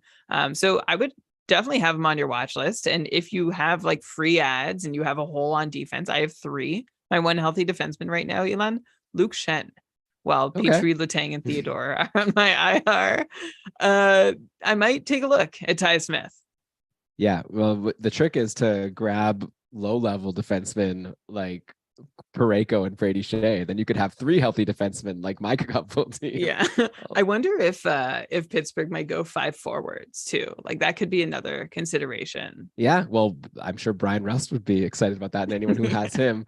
Though Pittsburgh's like they've been cold lately, right? That top line of Gensel, Crosby, and Raquel, all like super cold. We had a question from Joe Bimbler from our Discord, who I think is in the chat here. There is a Joe in the chat here. It's probably Joe Bimbler.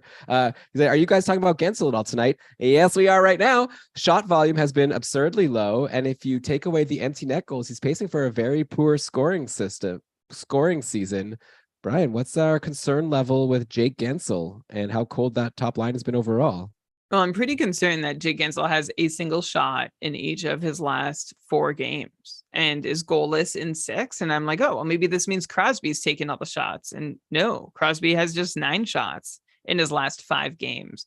So I don't know, Elon. This is a weird situation. I don't think we've ever seen Jake Gensel stop shooting for this long. Like, this is someone who routinely puts up 4, 5, 6 shots in a game.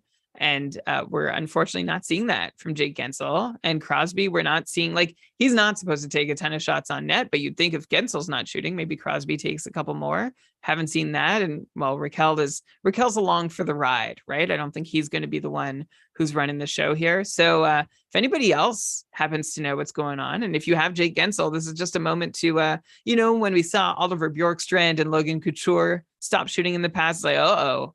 Like, is this an injury that they're playing through? That's the sort of worry that I'd have at this moment about Jake Gensel. So a situation to monitor closely for anybody who has Gensel. I don't know how much you can do about it, but at least you can know that something is amiss. And by the way, for speaking of people who watch the Penguins, Norm in the chat, big Pens fan, resident Pens knower in our Discord server, he mentioned in the chat that he wouldn't be surprised if Pierre-Olivier Joseph gets a shot at running the top unit. If Ty Smith doesn't work out, it depends on how long Letang is gone. But the latest says Letang is day-to-day. So who knows? All of this could be moot. Yeah, I'll just throw it out there. Like, yeah, obviously, if Gensel is actually secretly injured, then that stinks, and everything I'm about to say is totally wrong. But like, I have a lot of faith in Jake Gensel. Like, he's earned a lot of rope for me. So if anything, I'd say now's a good time to try to trade for him. If someone is nervous about him, this could blow up in your face. But if you're gonna like buy in on someone who's on like a super cold streak with no shots and all these flags that Brian brought up, like Gensel's probably one of those guys that I'd be willing to do that for. Yeah, agreed. Yeah. By the way, the Joe in the chat is not that Joe. Wasn't Joe Bin playing. Oh, I'm glad you clarified. Yeah. Okay. All right. Let's go to Minnesota now. But we still appreciate this Joe in the chat. Hi. Let us know which Joe you are.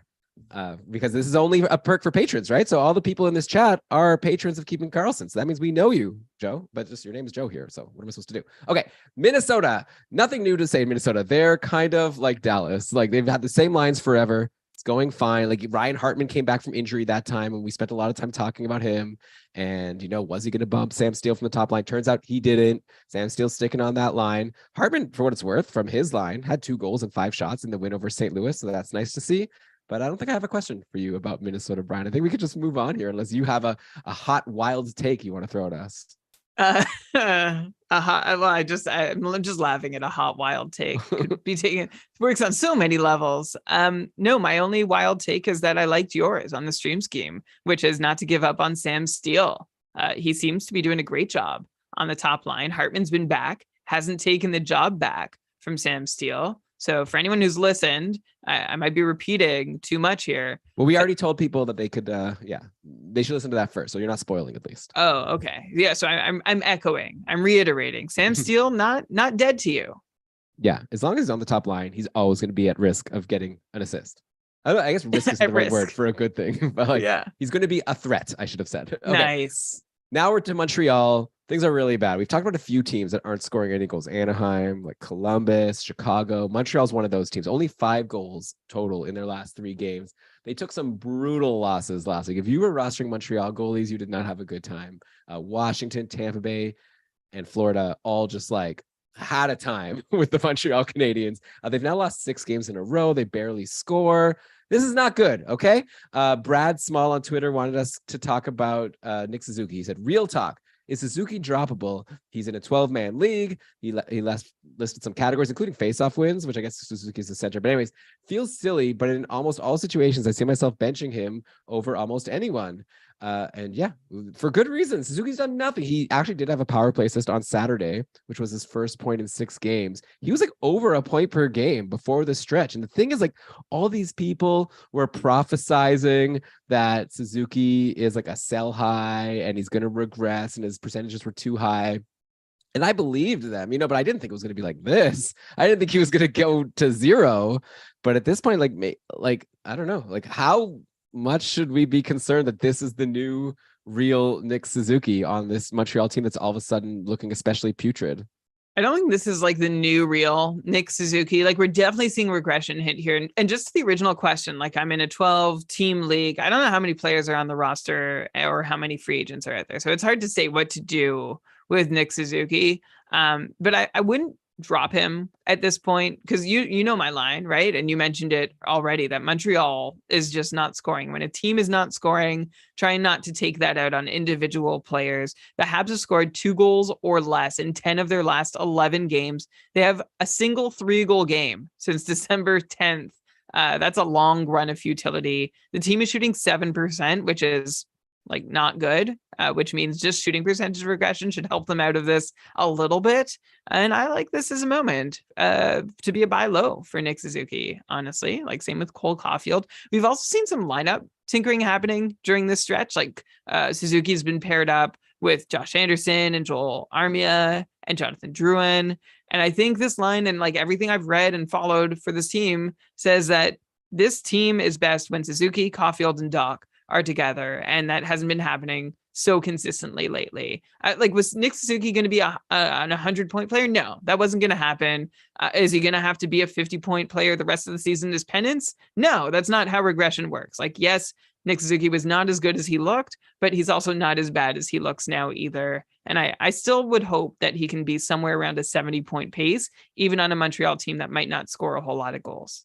Yeah, I was talking to a Habs fan friend of mine about this whole Kirby Doc off that line situation. And he was just saying that he thinks that Montreal, like their goal is for Doc to be a center. Like they, Montreal's kind of shallow at center. And so like, that's what they want to have happen. But they just might not be deep enough to be able to support it. So they did go back to Doc playing with Suzuki and Caulfield in the last game. If you can only staff one line, lean into that one line. Yeah, I guess. Well, whatever. Right now, nothing they're doing is working. So I might as well just keep. By the way, who's like really been bad this year? And I shouldn't say like just in terms of the stats, Juraj Slavkovsky. Let me say it again. Juraj Slavkovsky, like no points in his last 8 games. I know he's only 18, but he's a first overall pick. Like I'm starting. Brian, I'm just gonna throw it out there. I think that this might have been a whiff. This pick. I don't know. I don't know about this pick of Slavkovsky, but I know it's early. It's too soon to say that, but I think having him spend the year in the league might have been a bit of a whiff. Like, what are you doing playing an 18-year-old 12 minutes a night? He's not seeing any success. I feel like if you want a guy to build and develop his game, playing it at a moment where like he's probably overwhelmed and also not playing with anyone else that's really of any great quality might not be a great way to develop a player. So this is a frustrating start for Slavkovsky. He seems angry, though. He has had 2 or more hits in 6 consecutive games now. Yeah, because Montreal never has the puck. So yeah, well, he's got to go get it because no one else will. Yeah, I don't know. We'll see. I just have a bad feeling about this Slavkovsky pick. But okay, let's go to Nashville. You know what, Brian? We got to give some credit to Filip Forsberg. Okay, he had a hat trick versus Vegas. That was his 2nd straight 3-point game, his 3rd straight game with a goal. Before that, Forsberg was pointless in 4 and was looking like a bit of a bust. Like, I mean, in terms of where he was getting drafted after a 100-point pace season, do you think at this point we can comfortably say Forsberg's like back on track to approach what he did last year, or have these 3 games just been like a blip and what will ultimately be like continue to be like around a 70-point season by the end? Filip Forsberg was never supposed to be on track to repeat the 100-point pace that he had last year. So if that's what you're waiting on Filip Forsberg to do, you got to recalibrate here. Like Filip Forsberg, I don't know, you can go back and check the tape, but I'm pretty sure he's doing basically exactly what we thought he would this year. He's not repeating a 50-goal pace, which he had last year, but he's still exceeding his routine 60-odd point seasons that he was posting before last year's big show that Forsberg put on. And that was fueled by a near 20% shooting percentage on the power play and some high 5-on-5 on ice shooting percentages. Like Filip Forsberg is still really good. And I'd love for him to be more consistent, but like, this isn't a roller coaster to ride with Filip Forsberg. It's not, is he a 100-point player? Is he a 60-point player? He's neither. He's someone who lands about in the middle. And, I'm just knowing that around 75-point pace, this is about where Filip Forsberg should land. And maybe sometimes the points come a little more readily and sometimes they are a little harder to find. Need to be ready for the points to come and disappear in bunches. But this is just Filip Forsberg, Elon. Okay, well, good. So then he's doing what we expected, and hopefully you could enjoy the hot time while it lasts. This is like the Joseph and the Technicolor Dreamcoat story. Like there's going to be the 7 good years and then the 7 lean years. You better stock up on your points while you can get them. Such a frustrating way if that's how the rest of the season played out. Yeah, well, you got to compress that to a full season. But let's go to New Jersey now. I kind of did a whole breakdown of New Jersey on the stream scheme. They did play since then, and the top 2 lines have been the same as what I was talking about. So Hughes has been playing with Mercer and Howla, then Heeshear and Brad have been playing with Tomas Tatar. New Jersey lost to Carolina today. Blackwood was in net, so he actually did okay. He stopped 43 of 47. It was a shootout loss, but probably Blackwood continues to be disappointing after like all that promise a couple years ago. And as far as those forwards go, Tatar had a couple of assists. I really like him in that spot. I believe some of that came on the power play, or was it? I don't think he's been playing on the top power play anyways, but no, those were all even strength I'm seeing. Then Howla had himself an assist, and then Dawson Mercer had himself an assist. So like I said on the show, those are the 3 forwards that you potentially look to stream in New Jersey. I like Tatar the best of the 3, but it might be a flip a coin situation. But the main story is, of course, Jack Hughes and Nico Heeshear each scored goals. Jesper Brad had 2 goals and an assist. Those are the 3 like actual primo forwards on the team that are obviously not available in any leagues, and they continue to have great seasons. And then Dougie Hamilton had a point also. He's awesome. And then, yeah, my pick would be Tatar out of anyone in New Jersey outside of those guys. Likewise. Yeah, I think that's the whole conversation. Fair. Like neither one is terribly reliable, but Tatar is probably the best.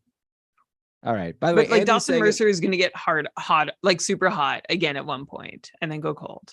Yeah. Well, the problem. Yeah, I think Mercer's the biggest risk to like just get bumped to the bottom 6. So that's why I'd be less interested in him. Like it looks like Tatar's got his lineup spot pretty blocked in for now. The Palat is going to come back soon, so that'll be interesting to see where Palat slots in. I have said on a recent show that I'm not like expecting big things from Palat. If you're expecting Palat to come in, like blow the doors off, just my guess, I don't think it's going to happen. But okay, I think he'll be similar to these other guys I just mentioned, a Howla or a Tatar.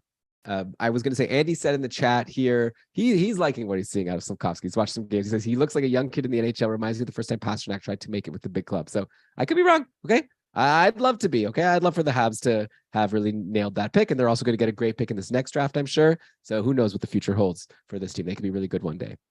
Let's go to the Islanders. Okay, no big changes here. It's all the same. Nelson, Lee, Barzal, Dobson, Sorokin. Those are your studs. They're doing good. I was wrong about Beauvillier a couple of weeks ago. Like he got on the top power play and he had a big 3-point game. Since then, he's done nothing. Beauvillier is nothing, I assume. I think the Islanders are playing today.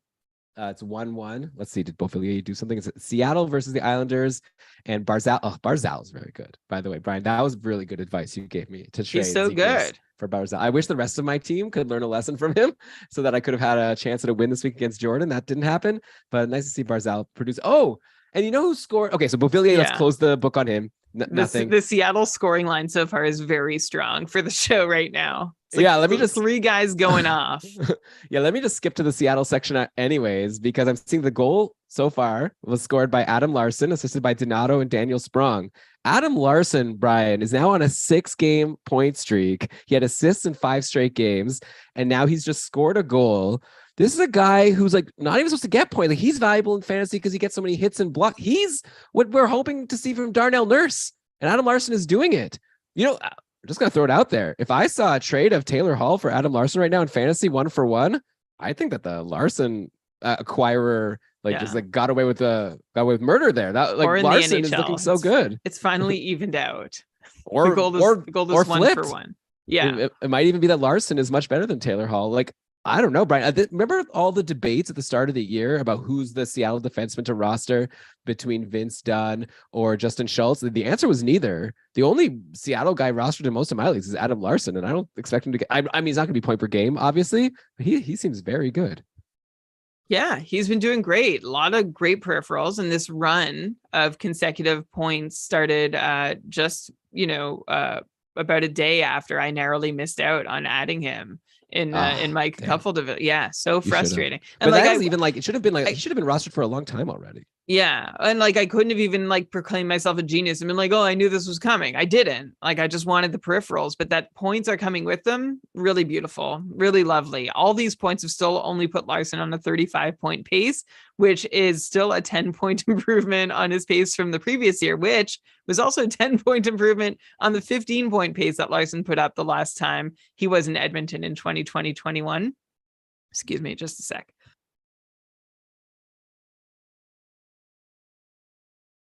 But I guess what this does is it just puts Adam Larson on the map for anyone who hadn't noticed his peripherals and sees his points and is going to add him for his points and enjoy those peripherals after the points do trail off again at some point. But it's a real nice little run, tidy piece of business here happening for Adam Larson and a lot of random Seattle guys.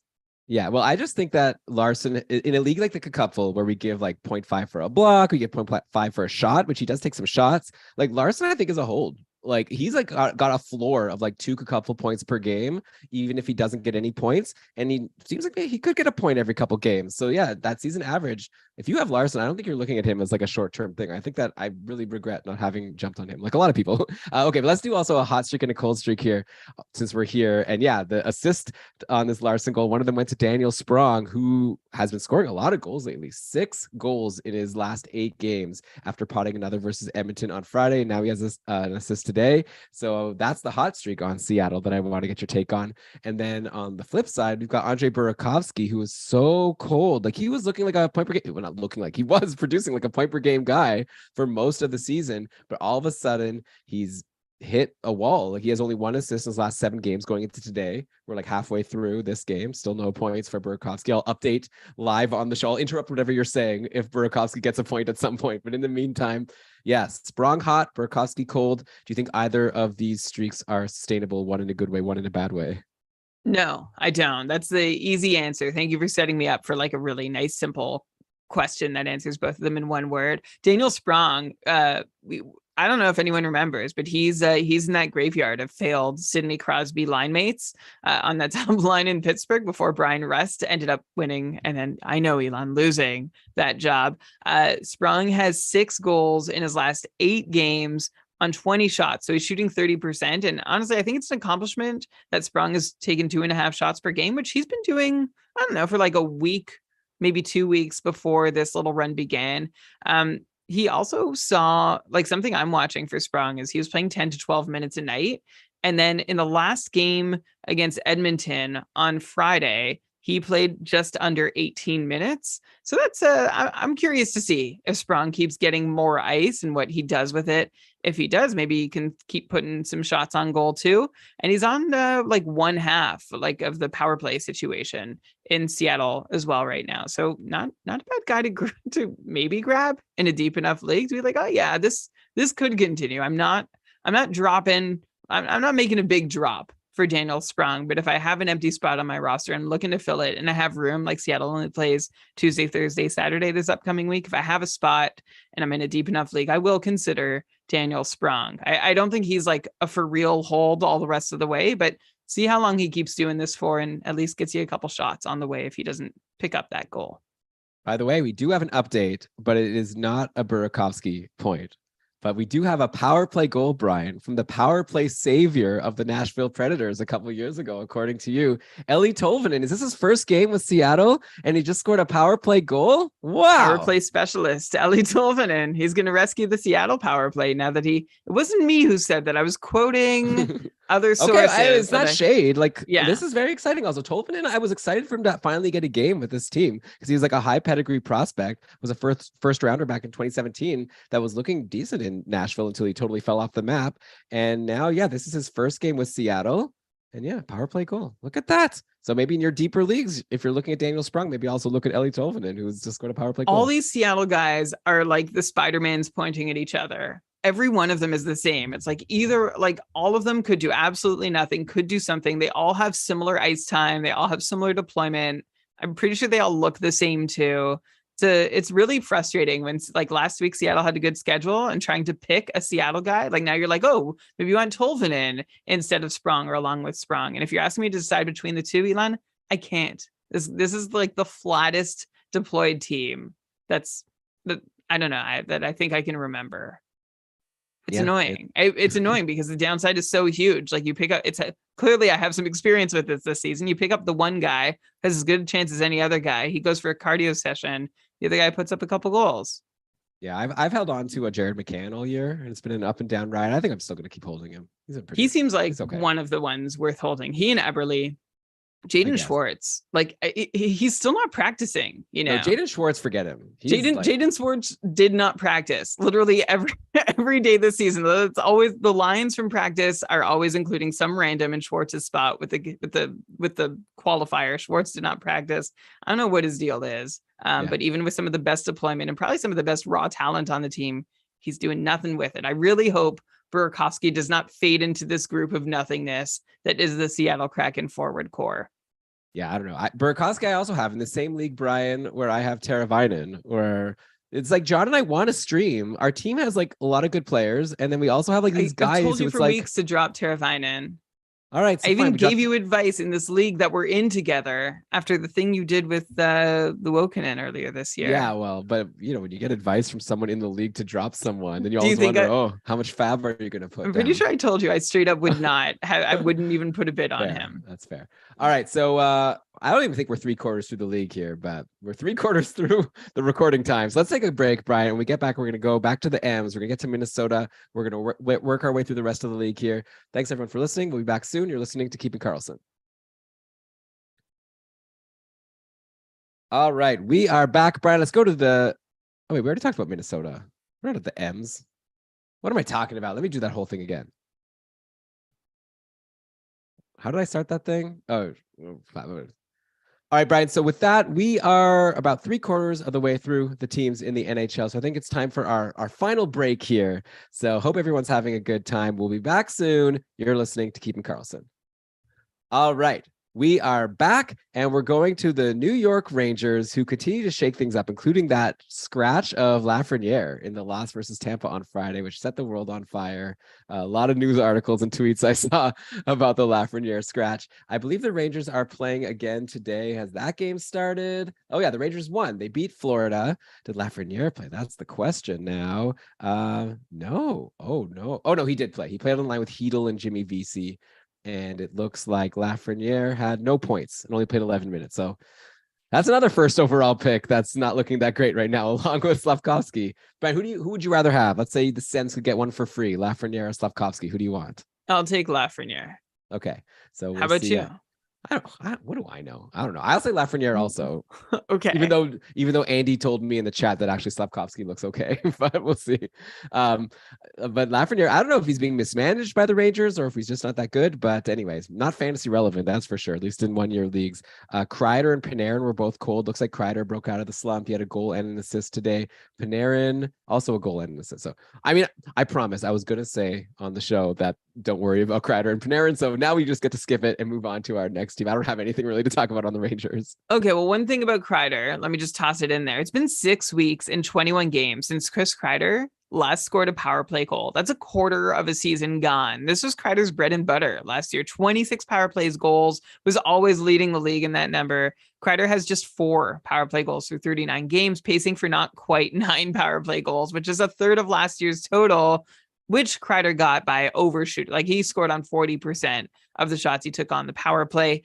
That wasn't going to last. This year, though, Kreider is way under what we would expect him at, just 10% shooting on the power play. We probably should see him at 20%.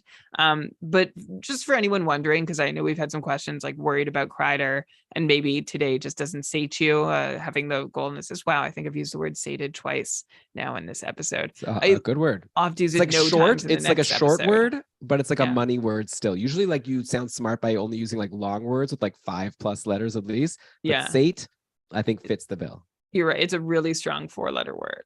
Kreider looks as dangerous in every way on the power plays as he has in the past. Same shooting location, same expected goals, just like minus the success. So the numbers say he should be doing better. Not like he was never like Forsberg. Kreider was not supposed to repeat last year's success, but he should still be doing better. And it's great that Kreider's still on a 63-point pace when I would have said like, yeah, maybe 70 points. this season, and like upside for more, of course. But if everything regresses, 70 points for Kreider, and he's still within spitting distance of that. So maybe a buy low while Kreider's cold. Like he's not going to go another 21 games without a power play goal. You should get one every 7 or 8 games, not like every 4 games on average like he did last year. So if that still sounds good to you, maybe you could kick tires. Also, Lafreniere, just quickly, maybe a good buy low in a keeper dynasty situation. Like maybe a window is open with that scratch for you to swoop in. But are you seeing a reason like why you No, expect I him to be don't. better? No, I have nothing to go on here aside from like there's pedigree.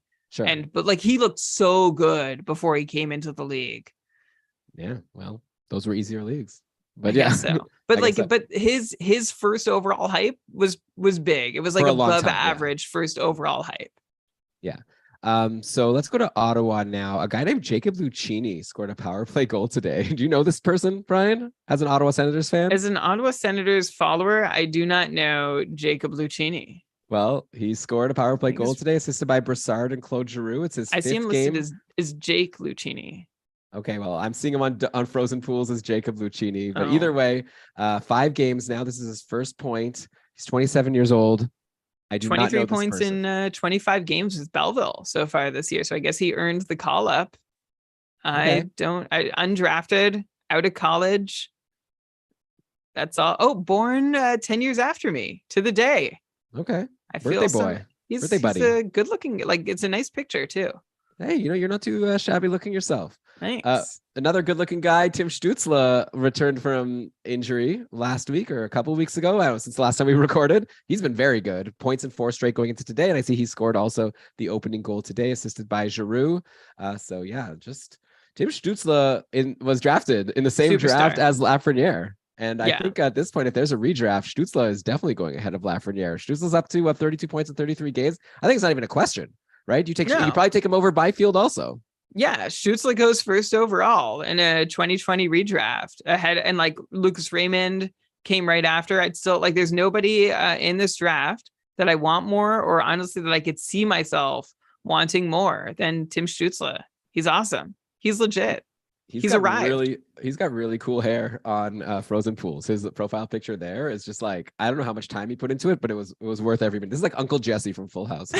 Okay, let's go now to Philly. So Carter Hart has been hurt. Apparently he'll be back soon. Sam Ersson had 2 big wins versus San Jose and LA earlier in the week. I thought that like Sandstrom was the backup, but I guess it was maybe one of those situations and I don't know. So someone could correct me if I'm wrong here. I thought it was one of those situations where it's like, or maybe it's one of those situations where like the better goalie is in the minors, but they let the backup be like the worst goalie so that the better goalie can get more games. But because Carter Hart was obviously at the starter and going to play most of the games. Anyways, who knows? But it doesn't really matter, right? It's not fantasy relevant. Once Carter Hart is back, then Ersson or Sandstrom doesn't really matter.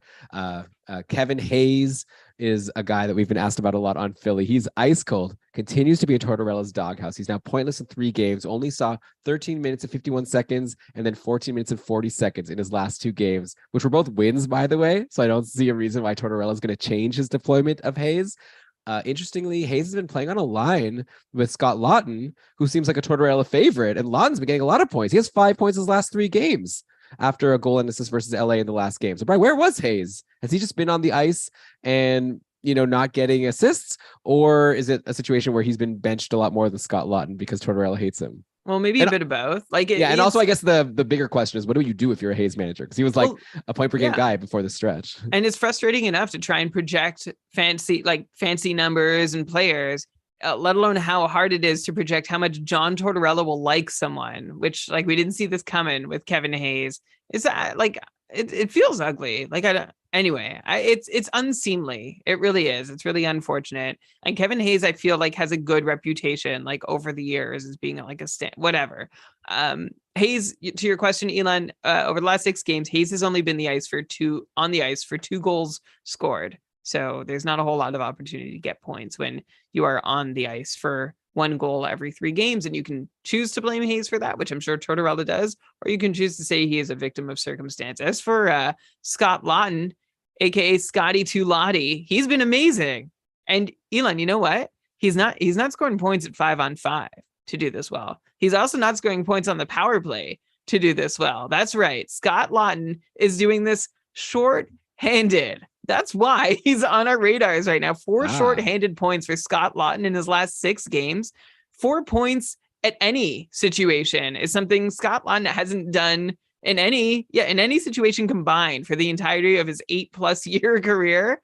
And 4 shorthanded points is also something most players who see like big penalty kill deployment don't do over 82 games. So he's done it now in 6 games, 4 shorthanded points, winning leagues single-handedly that have the shorthanded points category.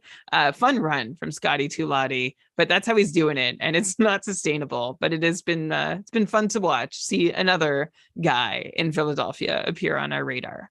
When I hear Lottie, I think of Atlanta. I don't know. That was a good show, by the way. It just finished I just finished watching the 4th season, and anyways, that's a random thought that just came to my head. But yeah, good for Scott Laughton. I'm also into, by the way, Owen Tippett. He ended the season with a goal and an assist in 2 straight games. I'm expecting a big 2023, just a hunch. The former 10th overall pick, Owen Tippett, I think he's like at the verge of a breakout, and not a breakout, obviously, but I think same for his line mate, JVR. JVR is looking pretty good since he's come back from injury. And then, well, I'll also mention that Tony DeAngelo, he's been on fire, 3 straight multi-point games before his measly 1 assist game versus LA to end 2022. Curious to get a vibe check here, Brian. I think I brought up Gostisbehere and TDA as like a comparable, 2 guys that I feel like are kind of similar in terms of like power plays where they get a lot of their production and they're like decent enough at even strength, if not like, a shorthanded guy. Definitely. Let's say both were available, and forget about like obviously personal like side things, because I know there's like a whole other situation with Tony DeAngelo, but just in terms of like a player on your team, like who's better between DeAngelo and Gostisbehere? Just curious to know if you have an opinion there. Who knows? How can we know? That's that's for the scouts and GMs to tell us, Elon. I think okay. So if the question is offensively, I think it's close. If it's all around, I think it's Gostisbehere. Like DeAngelo's defense is atrocious. When he's on the ice, teams are 14 more. There's a 14% jump in expected goals against per 60 minutes. That's coming from hockeyviz.com. So yeah, DeAngelo is not good to, which you'd think would put him on Tortorella's not it list. Unfortunately, fortunately for anybody having DeAngelo, that hasn't been the case. He has DeAngelo's been on the ice for 9 goals in his last 4 games. He has points on 8 of those, which is like basically this whole run he's on, and all of them coming at 5-on-5 except for 1. So a lot of production coming here from DeAngelo. Good time to maybe sell high. Like he was in a real funk before this too, and I would expect to see more funk than spunk from DeAngelo the rest of the way. I like him. I don't know. It was funny. It was a funny turn of phrase, but I like him better than you do. I think. Like, I don't think it's gonna be like multi-point games every game. I think it's like a solid top power play defenseman who's going to continue to be worth rostering. I guess it depends who you can get for him. By the way, we had a question in the chat here from Norm. So do we have permission to drop Hayes? Then Brian, you asked for who? And then Norm was saying a couple Hayes for Rasmussen. Am I being too like trigger happy here to say I do that? I would drop Hayes for Rasmussen right now. I would also do that. If this is your bottom roster spot and it's Kevin Hayes, like someone you can stream out, then you're likely to continue streaming the spot. Then yeah, I don't think I'd hold on too tightly to Kevin Hayes. Yeah, my concern is like A, like I said, he's on a cold streak, but B, they're winning these games while he's getting bad deployment. And it looks like this like Tippett Frost JVR line is looking good. So it's not like Hayes is like when Couturier was hurt and we were like, well, now I guess Hayes is like the number 1 center and he's going to play, but now he's not getting enough deployed as a number 1 center. And they've had other players prove that they can maybe take that role. So yeah, I'm less into him now. And like Tortorella is going to be the coach, right? He's not going to get fired mid-season in his first year there. All right, let's go now. So we did Pittsburgh. So we go to San Jose. Rough schedule next week. Only 2 games. What are we doing with Barabanov, Brian? You and I both have him in the cupful. He's been good. He scored a goal yesterday. I'm seeing he scored a goal again today in this game versus Chicago. Chicago, by the way, is losing 5-2 to San Jose. Seth Jones, still no points. Not surprising. I don't know why I'm like hating on Seth Jones now. Patrick Kane has a goal. Up his trade value.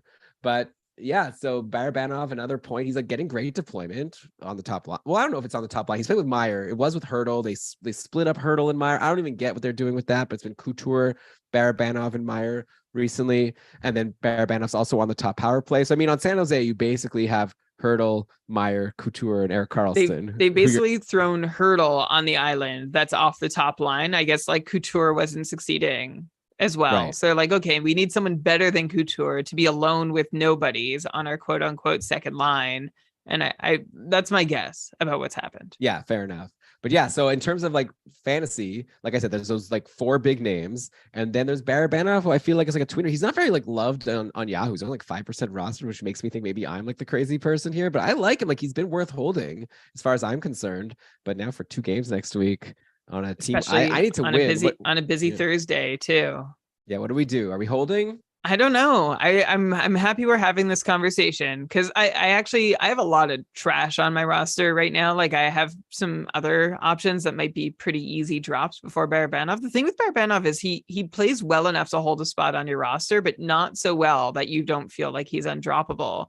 Like he sort of, scores points in bunches, puts up a few shots here and there, then goes a little quieter. It's like this sort of inconsistent kind of production, even with great deployment, which makes me feel like his ceiling is not that high, right? Like what he's on a 55 point pace this season.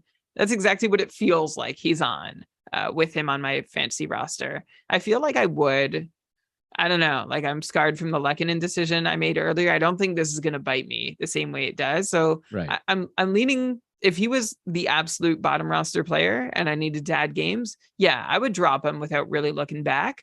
But I need to sort of weigh him against the other. Like I have Kirby Doc and Max Domi and Dylan Dubé on my roster. And I kind of need to rank all these guys in terms of the order I'm going to drop them. And I just think I'll be out of moves before I actually get to the move where I need to drop Barabanov. Yeah. I'm going to be honest. I'm holding. I don't know.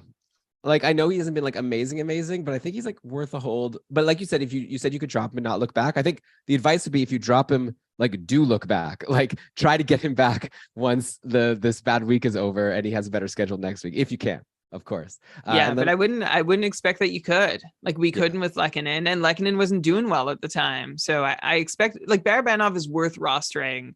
It's just a matter of how much you need his current spot to churn out games to put you over this week. And then, of course, like the key guy that he's playing with a lot is Erik Karlsson, because Erik Karlsson plays all the minutes on San Jose. He had an assist on Saturday that extended his point streak to 12 games. I see he has 2 assists today, so make that a 13-game point streak. Pacing for, I wrote here pacing for 110 points. I guess he's pacing for even more now after 2 more points today. No question, just stating. Karlsson, the best. He's the best. Funny comment in our Discord server from Gary, who I don't think his real name is Gary because his picture is of Gary Bettman. Anyway, He wrote I still don't understand what San Jose was doing, why do you get Karlsson when you have Burns? It's like chaining 2 racehorses together because you think it'll make them go twice as fast. I'm like, oh yeah. And now we're seeing Karlsson unchained. It's fun. Yeah, I just hope he can stay healthy. That's my main concern. I'm not concerned anymore about him like slowing down offensively. I'm just like taking it. And if someone hurts him, like I'm coming after you, okay? Like any player. Who was that guy on like Pittsburgh who hurt his Achilles way back in the day? Matthew Cook. I hated that guy. Yeah, we all did. Nobody better Matt Cook, Erik Karlsson, or I'll be like extremely angry. But okay, Seattle, we've done, and they've scored another goal. Oliver Bjorkstrand, look at him finally getting on the board. One of those. Yeah, I dropped him hours ago. Well, you could have had a goal. Wouldn't have mattered. Okay, let's go to St. Louis now. Bad luck for Vladimir Tarasenko. Just came back from this illness just to get hurt on Saturday, and now he has an upper body injury, so who knows how long he'll be out for. With a 5-2 loss to Minnesota, we got to expect that there's going to be a new set of lines for St. Louis tomorrow with Tarasenko out, coming off a bad loss. Too bad he had 7 points in 5 games before this injury, similar to Torrey Krug, who was hot and then he get hurt. Come on. And then he got hurt. So what are you going to do for the Blues? Bad luck injuries. I don't know. Like, I'm not going to say much. Maybe this could be a short shifts discussion for next week once we see the new lines for St. Louis, but probably it's just going to end up being like Ryan O'Reilly. I thought that he maybe was going to turn things around once he got better line mates, but didn't work out. He did nothing over his last couple of games, so that was a wasted ad for me in the couple. But yeah, St. Louis is like, we know who's good at this point, so there's not really much to discuss here. So let's go to Tampa Bay, Brian. We had new lines for the 5-3 win over Arizona. Kucherov, Point, and Hagel. So that's been a line for a while, but Stamkos was playing with Killorn and Cirelli. And if you recall before, it was Stamkos with like Nick Paul and Ross Colton. So I guess Now we got, and Killorn and Cirelli were in the bottom 6, and they were available in a lot of my leagues. I thought, well, what am I going to add a bottom 6 guy on Tampa? And all of a sudden now these guys are second liners, but playing with Steven Stamkos, this is amazing. So for anyone who's leaving these guys at free agency due to them being in the bottom 6, now may be a good time to take a shot, especially with Tuesday, Wednesday to start the week in terms of schedule. So the Tampa Bay, like I said, they're playing Tuesday, Wednesday. So if you grab like a Killorn or Cirelli, you get 2 games, and you can drop to grab somebody who plays like Thursday, Saturday, Sunday. Anyways, that's like if you really want to game the schedule like that. Yeah. Anyways, Nick Paul now is Tuesday, a total Wednesday. snoozer, right? Oh, sorry. You can mute what I said there, and Okay. I'll just respond to that. Yeah, Nick Paul is a total snoozer. He was basically a snoozer while playing with Stamkos. He's definitely a snoozer now that he's off of there. But if you do add Cirelli or Killorn, you're getting Tuesday, Wednesday, and Friday if you hold him through a busy Thursday. The thing with Cirelli is, remember when we said like, we're not at all interested, we just dismissed him outright, and then he scored 6 points in his first 5 games of the season. Cirelli's followed that up with 1 goal and no assists in his last 7 games, putting up 16 shots. His line you're saying he's due to go on another run, basically. Well, that's one way to look at it. His line mates have been all over the place. I'm not 100, like he's spent 2 games now with Killorn and Stamkos after spending most of the season to this point with like Patrick Maroon and Ross Colton and a little bit of Braden Point and Vlad. Like his line mates are all over. I don't even know. My hesitation with running to add Cirelli or Killorn is that the lines are going to change again by the time that they play Tuesday, but he also won't be available if you wait that long. So you can go ahead and make a gamble on Cirelli playing in a good spot with Steven Stamkos, which is not a guaranteed production spot, but if you can get a couple extra GP out of him there, it's not a bad bet to take in a deep enough league. Yeah, but definitely if you're going to take someone and you have the option between Cirelli and the guy I'm about to mention on Toronto, it's an easy choice. You got to go Calle Jarnkrok. Brian, you've always loved Calle Jarnkrok, so you must be especially happy to see this production. I remember back when he was on Nashville, you would bring him up on the show anytime he had a couple of games with the point. Now here he is getting that primo spot with Tavares and Marner. This is not even Tavares and Nylander. This is Tavares and Marner. And no shade on Nylander, by the way. He's having an insane season himself. But Jarnkrok has gotten that top 6 spot, and he's not a Kerfoot, okay? He's not a Nick Robertson. He's holding this spot. He's crushing it. He has 7 points down his last 5 games. Every game he gets a point. He's got points in 5 games in a row now. I'm seeing after his assist versus Colorado. Probably unsustainable. Like we don't need to like get into like, oh, does he have too high of an on-ice shooting percentage? Like, yeah, he's probably not going to be a point per game. But come on, he's hot. He's on a great line. How can we not say, like, my question to you is Jarnkrok and Rasmussen, let's say they're both out there. Who are we going for between those two, both on a good line and producing? I'm going to go Rasmussen just because at least like there seems to be some big shot potential for him. And I see more of a path to him staying in the top 6 than Jarnkrok. It's a nice little run Jarnkrok is on though. So way to go. Good for him. I mean, we like Alex Kerfoot in this position, or Nick, we'll try anybody playing with such great line mates in Toronto. So why not go ahead and grab Calle Jarnkrok? Yeah, not much to say here. Go get him. I'm confident to say, like, if you're in a deep enough league, you probably want to just go get him. Okay. And then worry about it later. Tweet at us at Keeping Karlsson if you're not sure who to drop. I would drop Kevin Hayes. Like, I mean, if you're in a league where Jarnkrok's available, I'll bet you could drop Hayes and no one will grab him because it seems like a league where people aren't that like quick on the trigger anyways with free agents, or else why is Calle Jarnkrok still out there? Okay, let's go to Vegas. So Eichel's still out. I think he's skating. I don't know. He's skating. He skated in a contact jersey today. Are you sure it wasn't like a family skate? And there's been no taking a photo. No update that this was team photo or family skate related. Okay, so hopefully he'll be back soon. In the meantime, like Stone and Stevenson, I would have thought, like, what do I know, right? Like, I have these dumb thoughts. Like, I think, oh, the superstar center of this line is injured. That might not be good for Stone and Stevenson. It might be a bit of a step down for them to play with Michael Amadio instead. Silly me. No, they're better than ever. Stone had 3 assists versus Nashville, 10 points in his last 5 games. Now, Stevenson, a goal and 2 assists in that game. He's like point per game still. Like, he's not slowing down. And then this guy, Michael Amadio, who took Eichel's spot, he's like doing it like almost as good as Eichel did. Like 6-point streak right now, 8 points in his last 6 games. Probably better than Eichel if you just look at those 6 games. Not saying that Eichel is worse than Michael Amadio, but I guess if we're looking at these streamers, and obviously the difference here is that with Jarnkrok and Rasmussen, they've been holding this spot and not, well, I guess Rasmussen technically also there's been injuries. And we don't know how that things will play out. We know for sure. Okay. Let me actually get a sentence out here. Do we know for sure that Amadio gets bumped when Eichel comes back? Maybe this line is doing so well that Vegas can keep Amadio with Stevenson and Stone, and Eichel can go play with Marchessault or Riley Smith. I mean, there's lots of good people. They don't have to stick with Eichel, Stone, and Stevenson, right? So I'm curious to know, how good is this Michael Amadio? Like, are you? I feel like you should probably also got to rush to add him if he's available for now, right? So I would want him for as long as Eichel's out. But Elon, I think when Eichel's back, I don't see really a whole lot of upside for Amadio. So if you're going to get a game from him before Eichel's back, good, go get that game. But I wouldn't count on it lasting. Maybe Eichel could center Riley Smith and Phil Kessel while Amadio stays on the top line. But Amadio, like, this is also, it's been great. He's been shooting a lot, right? 16 shots over his last 5 games. That's a nice little piece of production there. 4 goals on those 16 shots. No, 18 shots. 4 goals on those 18 shots. Sorry, check that. 18 shots over his last 5 games. So, like, that's not going to keep up. Amadio is not going to keep being this good on the top line for much longer. So, Elon, I like him for as long as he's on the top line. But the second Eichel comes in, I assume Eichel's back, and then you can drop Amadio back into the free agent pool where he belongs. Okay. By the way, I wanted to mention something about the schedule. I just remembered now. Like, Norm was reminding me in the chat that Toronto plays 3 times versus Detroit Toronto plays 4 times versus Detroit playing 3 times next week, though Detroit actually has more off-day games. So it depends on like actually who you can fit in. But Toronto is playing against some sweet like competition. I should mention they play Seattle, St. Louis, Detroit, and Philly. So I could definitely see Toronto scoring a lot of goals next week. So that's another reason to jump on Cali Yarn Croc if you're being hesitant there. Like, this could be a really sweet week for the Leafs to score a lot of goals. All right, let's finish this off here. We're going to Vancouver now. Apparently everyone hates JT Miller. There was that clip going around of him yelling at Colin Delia to get out of the net, because he wanted to pull the goalie, and everyone was like, oh, F that guy. The Twitter was very funny when that clip was going on. I don't know if you saw it, Brian, but people really hate JT Miller, and he's got like this 8-year, $8 million contract that hasn't even started yet.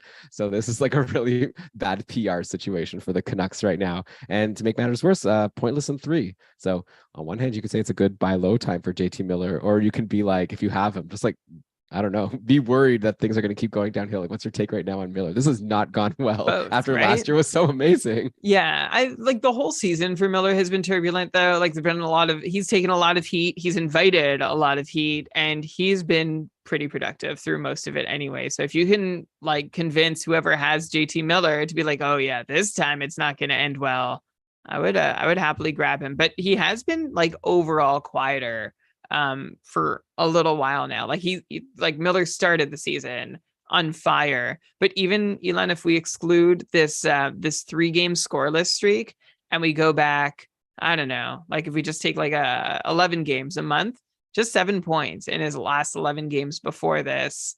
And if you go back before that, like, I don't know, just at the start of the season, we were seeing like a bunch of multi-point outings. And this season, we're not seeing a bunch of multi-point outings anymore. So I would be worried that he is just generally slowing down a bit. JT Miller's on a 70-point pace with 16 power play points too. So like that part of his game is working out very well. But I'm not... like, you know, we were looking at JT Miller. If everything was happy and going well for him, that's like a 100-point pace for JT Miller. But I feel like that is not in the cards with the way this season has been going for him, both on and off the ice. His 5-on-5 production has really fallen this year. And I don't see any reason why it should really bounce back a whole lot. Like, his on-ice shooting percentage is down from 9% to 6%. So that'll help reclaim some of what he's lost. Maybe put him up to a point per game player. But I don't see that 100-point upside still holding with JT Miller from what we've seen from him this year. Oh man, the Canucks, man, because they made that terrible trade getting Oliver Ekman-Larsson, which really handcuffed them. Every time, I feel like every time we talk about what's going wrong with the Canucks, and we repeat the entire laundry list. Yeah, but like we could go on. Well, even like looking to the future, Bo Horvat is an unrestricted free agent. Yeah. Like, are they now? They're not going to be able to bring back their like heart and soul because they are too locked into JT Miller, who everybody hates. It's so bad. Which is like the problem with the other like Louis Eriksson and Tyler Myers contracts, which is that they couldn't actually make improvements to their team because they were saddled with these others. Yeah. But this seems worse. Kuzmenko is also a UFA. He's obviously going to need a big raise, and I don't think the Canucks are going to be able to keep either of these guys. Yeah. So. That's a shame. Okay, let's go to Washington here. So Eric Gustafsson, okay, just stop right now. You don't even need us to talk about him. Go grab him for sure. Over all these other ones, over Yarncroc and Rasmussen, in my opinion. Right, not Rasmussen. Was it Michael? Oh yeah, Rasmussen. Over Yarncroc, Rasmussen, whoever. Okay, Eric Gustafsson is the real deal right now, in my opinion. He had a goal and assist versus Montreal in that crazy blowout. He now has 13 points in his last 7 games. John Carlson's out long term after being struck in the face with a puck. Wishing him the best. Looks like it might be a while. And while he's out, you want Eric Gustafsson. He's playing with Ovechkin, who is very good. This team's also about to get back Nicholas Backstrom, Tom Wilson. This team is going to continue to score a lot of goals. Gustafsson's going to be the top power play quarterback. You want the top power play quarterback on Washington, especially if he's as red hot as Eric Gustafsson is in.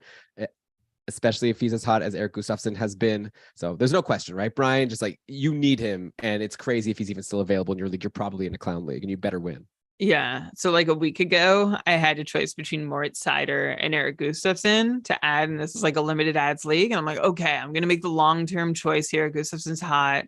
Obviously, I made the wrong choice. I went with Seider and someone else took Gustafsson right after. Yeah. So I've missed out on all these points. It's going to take Seider a month to put up the points that Gustafsson has put up. Yeah, I hope. Exactly. Yeah. Especially because goals are worth more. And Gustafsson has 6 goals somehow in his last 7 games. So an exciting renaissance here for Gustafsson. Remember, he was in Chicago and then very briefly Calgary, Philadelphia, Montreal, and everywhere could he? And then we started giving up and being no, he can't. And here he is showing up in Chicago. So way to go, Eric Gustafsson. Way to be good again. Yeah, it's very exciting for him. I thought his career was maybe over, and now he's a superstar. By the way, nice to see Kuznetsov back with Ovechkin. Kuznetsov had 3 assists yesterday in that game where Ovi got the hat trick. We're looking at 17 points in the last 14 games for Kuznetsov, turning into a great buy low for anyone who jumped on him after his slow start. I was actually offered Kuznetsov for Ricard Raquel right around the time, Brian, we talked on the podcast about how Raquel took over on the top power play. And then in my couple division, I got that offer and I kind of scoffed. I was I don't want Kuznetsov. Raquel's doing so well lately. I think I blew it. A lot of moves. Kuznetsov, Raquel's fine. Kuznetsov's looking really good. I guess we'll see what happens when Backstrom is back. Maybe that could still go either way. But who do you like rest of the season between Raquel and Kuznetsov? Forgetting about position eligibility. I think I'll take Kuznetsov. Yeah, I think so too. Yeah.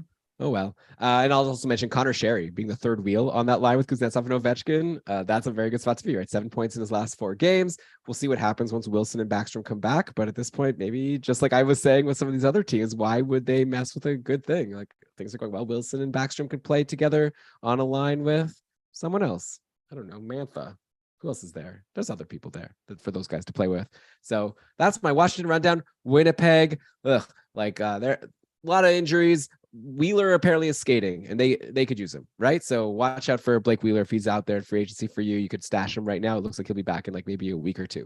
And he was on such a crazy run before he got hit in the nether regions. So I'm assuming he comes back 100%, he'll just keep that going, right? Yeah, well, I don't know if he could continue that crazy run, but a 60-point pace seems safe to hope for from Wheeler.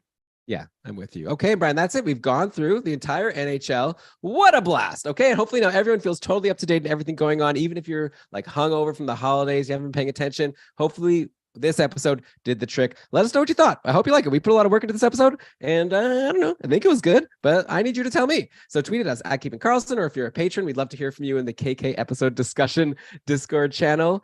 We're definitely open to feedback if you think there's things we could be doing better. Of course, if you like the show, we'd love a follow on Twitter. We'd love a subscription on wherever you listen to your podcast, or hey, even in multiple places. Subscribe to us on Apple and Spotify and Google. Why not, right? You'll download our episodes all over the place. If you want to support the show with your wallet, a very small amount, right? We ask for the smallest amount of anything on Patreon, right? $5 a month US. It's and we give you everything. We don't even discern, right? Any perk we come up with, we throw it to the patrons. So I think it's a pretty good deal. And we also thank the patrons for making it a good deal by making our community so amazing. So anyone who joins has a really good experience. If you ever have fantasy hockey questions, you want to ask a hive mind of the best and brightest, including, of course, Brian and myself, who always are going to go answer your advice question. So give it a consideration. You could obviously quit anytime if you're not liking it. So it's a pretty low stakes gamble to take. So check out keepingkarlsson.com/patron. But with that, Brian, I am done here. So let's cue the outro music and take us out with the credits. All right. This episode of the Keeping Karlsson Fantasy Hockey Podcast was presented by Dobber Hockey and powered by our patrons, including our super supporters, Aaron, Tyler, Andrea, Tom, Ryan, Derek, David, Ricard, and of course, Patty. Thank you to Kevin A. Bear, our couple coordinator, kupfl.com, to find out more about our incredible 600 manager fantasy league, where we are making sure everyone's active. We're helping, we're offering support. And if someone needs a team if someone's like, hey, something's come up, I can't take over. We have people on the wait list who get to take over the team. Boom, bam, everyone's active, everyone's competing all season long. So thanks to Kevin and our amazing team of co-commissioners for helping make that happen. To be fair, we try our best. Like sometimes there's a bit of a lag there. Like don't be like, oh, someone left their player on the bench, but we notice it. At least we notice it and we act on it. But if you tell us about it, if we don't notice it, you can disrupt that lag and let us know. And we do have the roster bot that is every day calling out anyone. So we know it all. We see what's happening.